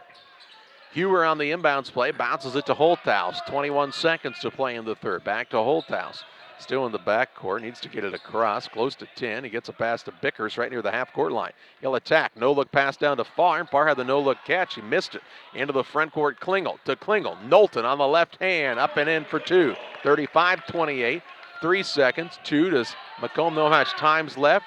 Doesn't appear to be that way, and they just dribble it out. As the third quarter buzzer sounds, it's 35-28. The lead for Liberty on top of the Macomb High Bombers. Back with fourth quarter play-by-play after this. Few things compare to Camp Point Central's fans' dedication to the Panthers. The same can be said about Channel and the farmers they serve. You see, unlike other seed companies, they don't have salesmen. With Channel, you get the advantage of a dedicated Channel seedsman, a trusted year-round advisor who can provide the right recommendations for your fields. It's their hands-on approach that truly sets them apart. Customized service, expert advice, elite seed management products. Find your Channel seedsman at channel.com or contact local district sales manager Matt Hughes at 217-242-8852. Camp Point Central Sports are proud to have Dear Wester Grain as a sponsor of this broadcast. Dear Wester Grain, there for you for all your grain and feed needs. Why don't you give them a call and check out all the locations of Dear Wester Grain? With locations in Golden, Paloma, Mount Sterling, Clayton, La Prairie, Liberty, Industry, Carthage, and Blandonsville. For more information, call Dear Wester Grain Services 696-4461. That's 696-4461, or on the web at dearwestergrain.com. Liberty leads at 35-28. They'll have the basketball. They're 16 of 29, 57%. Have not made a 3 in 6 attempts. 3 of 5 from the free throw line. Macomb 13 of 30, 32.5%. 4 of 10 from the arc.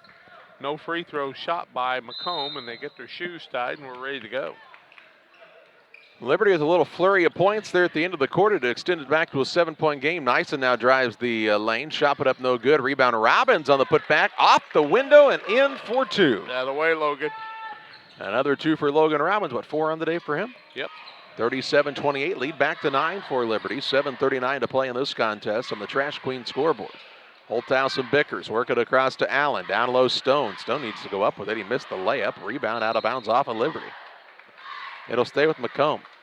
Liberty just needs to grab the ball there as well as they're able to grab it on those quick passes. You'd think they'd lock that down. And to run the ball down on the end line. It was a 3-point ball game, and now it's back to 9 very quickly. Yeah, quick 6-point swing for Liberty. Allen inbounds it to Sutton. His little shot up from the baseline is good.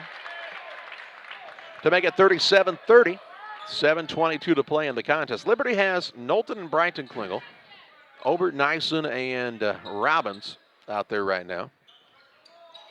Bickers on the other side, along with Holthouse, Allen, Sutton, and Stone.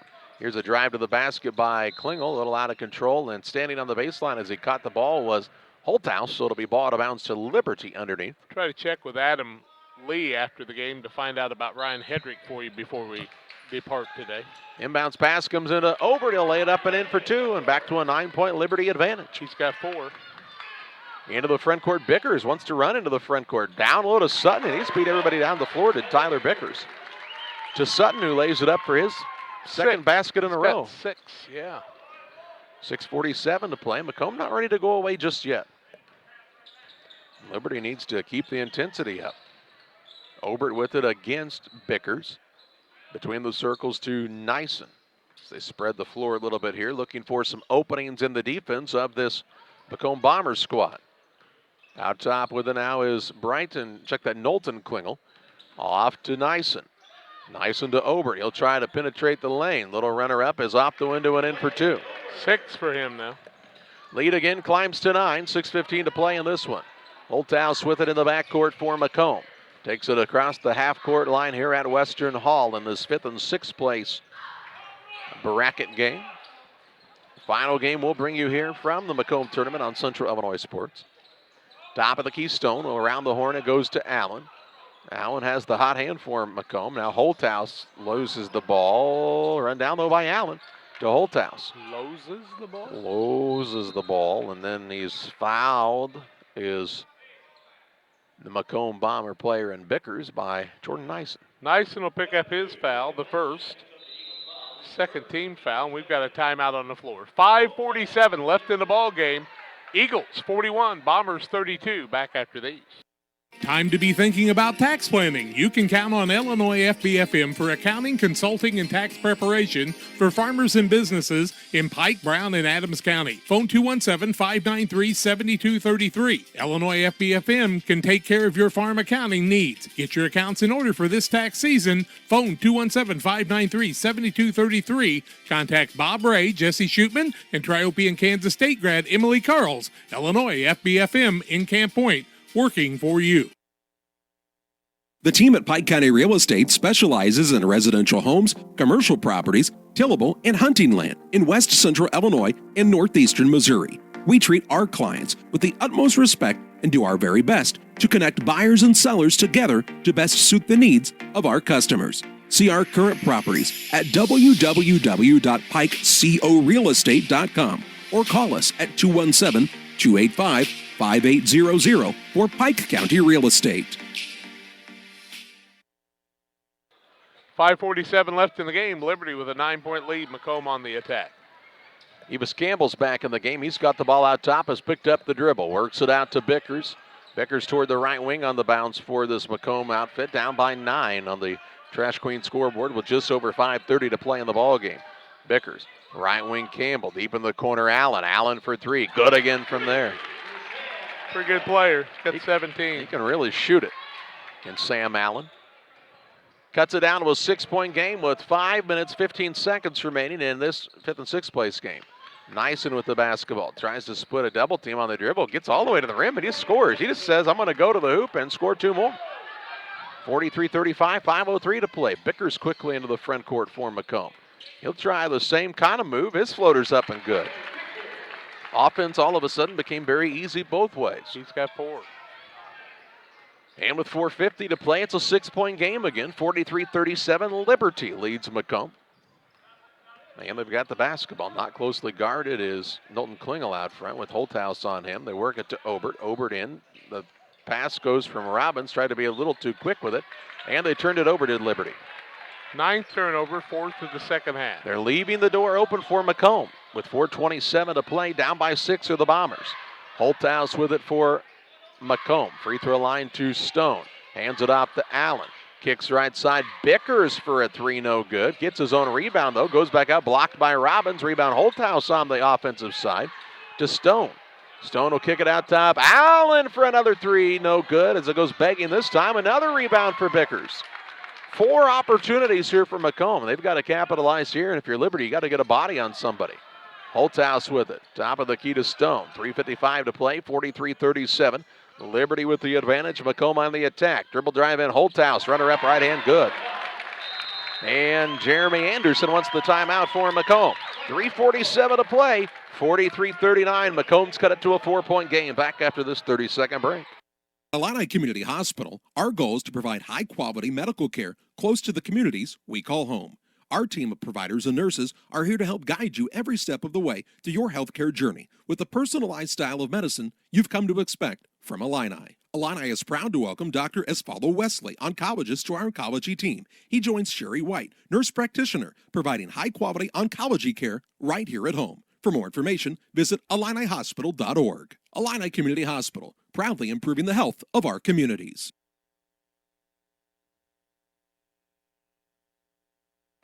3:47 left in this one, 43-39 in favor of Liberty. Bombers were down by 9. They fought right back to make it a 4-point game. If you're Liberty, you've got to keep going in this one because this Macomb squad looks hungry for a victory here. Nyson with it for the Eagles. They turned it over on their last trip down the court. Now to Obert. Obert will pull it out front. Haven't seen quite as much substituting in the second half. Now Nyson tries to find Obert, and he's fouled from behind. Holthouse? Holthouse picks up the foul. His first, team 4th. Nobody close to the 1-and-1. Inbounds comes into Obert, trying to find an opening. Needs to kick it out. Does so to Robbins, to Nyson. 3:23 left. Eagles up by 4 in this contest. Nyson still on the bounce against his man. Now to Knowlton Klingel. Beats him baseline, rises, shoots, missed it, but that's because he's fouled. Knowlton Klingel, the man of the hour right now as he goes to the free throw line. Knowlton on the day has 11 points, 2 for 2 from the charity stripe. And 3 of 5 is Liberty on the day. 3:13 left, 43-39 Liberty. The junior lefty eyes the bucket. Puts the first one up, and it's good. He's got 12. Lead back out to 5. 44-39 on the Trash Queen scoreboard. Knowlton Klingel eyes it again, puts it up. Nothing but the bottom of the net. 13. Ryan Hedrick has returned to the bench for Liberty. And if I can see all the way across there, it looks like he has a bandage above his right eye. You're something. 45-39 Liberty on top. 3:02 to play in the contest. Farr gets it to Stone. Stone has already used the dribble, trying to create some space. Ball was nearly knocked away, but Bickers got it for Macomb. Bickers will try the drive inside, all the way underneath, still on the dribble. Throws a high pass for Holthouse. 2:45 left. Bombers are down 6 here. Right side with it is Allen. Allen off the far screen. Pulls up from the free throw line. He's good again. 19. He's having a really nice tournament, is Sam Allen. 45-41 on the Trash Queen scoreboard. Macomb wants to get a stop here. Liberty wants to take some time off the clock and put some more points up. Here's Robbins out front to Brighton Klingel. Klingel will pull it out to Robbins, now near the sideline right side. Knowlton Klingel, he'll try to attack. Dishes down low. Brighton Klingel off the window and in for 2. Hey, brother, here it comes. He's got 11. And a timeout whistled for Liberty. 2:11 to play, 47-41. Eagles on top of Macomb. Back with you after this. 40 years, the Niebuhr Funeral Home has been serving our area with professionalism and compassion. This is our business, our hometown. You can be assured we take great personal pride in serving your family in your time of loss. We're locally owned. We're your friends and neighbors. We care about you and your family. Niebuhr Funeral Home, with locations in Pittsfield and Barry, serving our community with compassion and respect. Well, Liberty leads at 47-41. They call the timeout after the made basket. 2:11 left in the contest. Sam Allen's having a second half. He's got 17 of them in the second half. How about that? Knowlton Klingel leads his squad with 13, 7 in the second half. And it is Macomb basketball. What are we waiting on? Well, waited to substitute the guy too late. So did they not get Sutton back in? They did not, so Stone will stay in. The other guy just stepped on the court would get a technical like we had earlier. Yep, that did happen earlier today, didn't it? A lot of things have happened. And there was a bird in here. Still is. Not a live chicken, but just looked like maybe a sparrow, I think. Out front with it is Bickers. He beats his man right to the hoop. And I'll tell you what, this kid is deceivingly quick. 6 for him. 47-43, a minute 45 to play in the contest.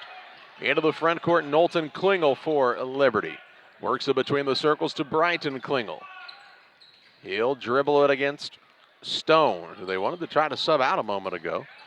Stone gets beaten to the basket. Now a shot put up, no good. A lot of contact, no call. To be ball out of bounds to Liberty underneath. Here's Sutton back in. He will replace Stone. I don't know how you could not have a call of some kind there. Well, honestly, if it wasn't a foul, I don't think anybody other than Brighton Klingel touched the ball. So it really could be Macomb ball. Now they'll get a towel to wipe up some sweat off the floor. 2 Liberty players doing all the work. Robbins and Knowlton Klingel. Heavy rain in our area, it says. Hey, build the boat. Inbounds pass comes to Robbins. Out top, Brighton Klingel. A minute 25 to play in the contest. Liberty a 4-point lead in the basketball. Knowlton Klingel against Holthouse. Dribble drive in. Gets caught at the free throw line. Off to Brighton Klingel. Now out to Obert. Obert patient with it out there. To Nyson between the circles. He'll get away from his man. Drive in. Ball knocked loose, but that's because he was fouled. It'll be ball out of bounds to Liberty. Farr gets him with the arm. His second. 6th foul. Ball out of bounds, Liberty with 1:09 left. 4-point game, 47-43. Liberty with the lead.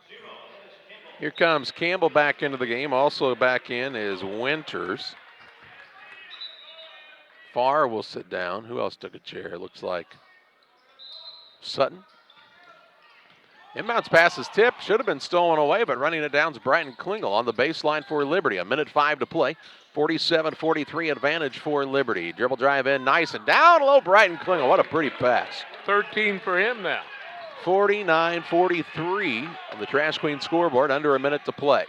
Bickers into the front court. Crosses over, drives in. Kicks to the right corner. Holthouse for a long 2, no good. Rebound Robbins for Liberty. Off to Nyson. Up by 6. They're trying to foul here. Klingel dribbles away from the man and now is fouled by Holthouse with 37.4 seconds left. He'll shoot the one-and bonus. Will Knowlton Klingel. Holthouse's second, 7th foul, 1-and-1 situation, 37.4 seconds left. 2-possession ball game right now. Can make it a 3-possession with this first free throw, 49-43. Probably the best free throw shooter on the team is Knowlton Klingel. Knowlton Klingel. 4 for 4, 13 points. Let's hope we didn't hurt him. Makes it. Thank you, sir. He's got 14. Leads all scorers on his squad.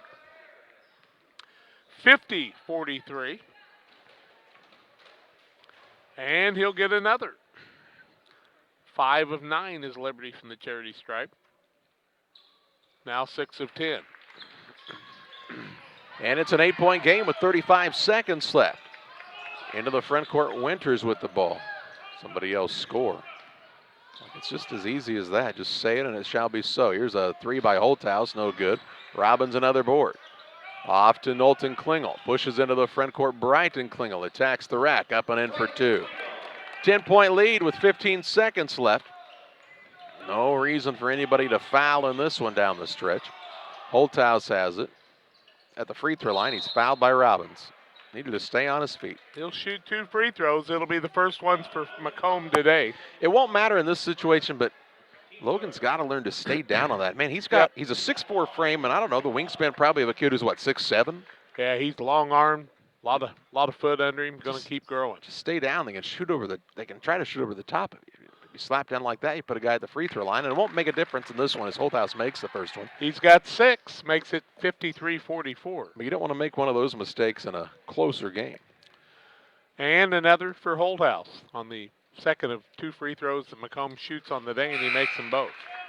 Here comes Hewer into the game. He will replace. He replaces Bickers. 6.9 seconds left. 53-45, the advantage for Liberty. Length of the court to go. I wouldn't expect Macomb to foul, but I've been wrong before, and I will be again. Campbell's going to foul. And you're down 8 with 5.9 seconds left. What are you going to do? I'll probably call a timeout. Just saying. Brighton Klingel, 15 points in a day. He's tied with his brother for the scoring lead. So if he can make this first one, he'll take the lead and have bragging rights on the ride home. He's got 16 as he makes the first. 54-45. Last time they beat him by 11. If he can make the free throw. 14. 58-44. 55-44. Second one, also good. Could have sworn you said it was 58-44. Yeah, I'm a liar. Well, it happens. 55-45 now. 3-point shot on the way, no good, and this game is over. 55-45, the Liberty Eagles take the 5th place trophy of the 74th annual Macomb Western Holiday Boys Basketball Tournament over the Macomb High Bombers. Liberty improves to 11-4. Macomb drops to 3-10 on the season. And we take you to the post-game show presented by Edward Jones financial advisor Derek Harris. We're back to tell you more about final stats after this. Your financial advisor take the time to really listen to you? Is your financial strategy personalized for you and your family? Will your financial advisor be there as your life and financial situations change? Derek Harris is your Pike and Adams County area Edward Jones financial advisor. When we work together, we'll focus on what's important for you. We'll use an established process to create a personalized financial strategy backed by the advice, tools, and resources to help you reach your goals. And we'll partner to help your strategy stay on track. Contact Derek Harris today at 217-222-7173. Edward Jones, member SIPC. Abney Home Improvement is a family-owned company with Christian values. We have a passion for helping our customers find the best products at a great price. We understand making a large purchase of windows and doors for your home is a big investment. Our mission is to be completely upfront with you. We have built our business on trust and reputation. We depend on our customers to refer us to friends and family for their home improvement needs. Call 573-221-0886. We finish what we start with quality for you. Abney Home Improvements, 100% satisfaction is what we build our business on. Like a good neighbor, State Farm is there. You've heard.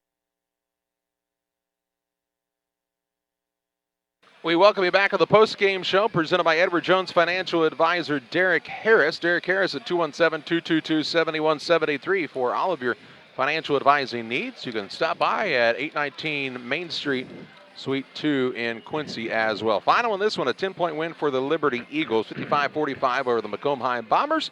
And Jack's got to look at some final stats. Why not? We've been doing this all week long, it seems like. 20 of 44 was Macomb on the day, shooting 42%, 5 of 17, 31% from the arc, 2 of 2 from the free throw line. On the other side, 23 of 39 for Liberty. That is 58%, 06 from three-point land, and 8 of 11 from the free throw line. Macomb turned it over 6 times, Liberty 9 on the day. And the leading scorer for Macomb was Sam Allen with 19. 2 points for Stone. Bickers had 6 for Carter Sutton. 7 points for Leighton Holthouse. Winters had a 3, and Campbell had 2 on the day. For the Liberty squad, Brighton Klingel, the sophomore, had 17. Brother Knowlton had 15. 4 points for Ryan Hedrick, who didn't make it back in the game, hoping he's doing okay. Devin Klauser had 3 on the day. Robbins had 4 points. Let's see, 6 points for Landon Obert and 6 for Jordan Nyson. And once again, Klauser had 3. I tried to tell you that a couple of different times. Eagles with a 10-point win in the contest. They moved to 11-4 on the season and 3-1 in this tournament. They're going to be a tough team in the second half of the season, including the Winchester Invitational Tournament. That runs the 11th through the 18th of January. We'll have the broadcast for you there. Our next broadcast will come to you from Boschel Gymnasium on January 3rd, 2020. That's right, in a new calendar year as the Pittsfield Sockies will host the Griggsville Perry Tornadoes. Until then, we thank you for listening and viewing here on Central Illinois Sports. Thanks to all of our sponsors and to you, our viewers, for supporting the broadcasts of high school basketball action. For Jack, I'm Charlie Hull. It's another Central Illinois Sports presentation.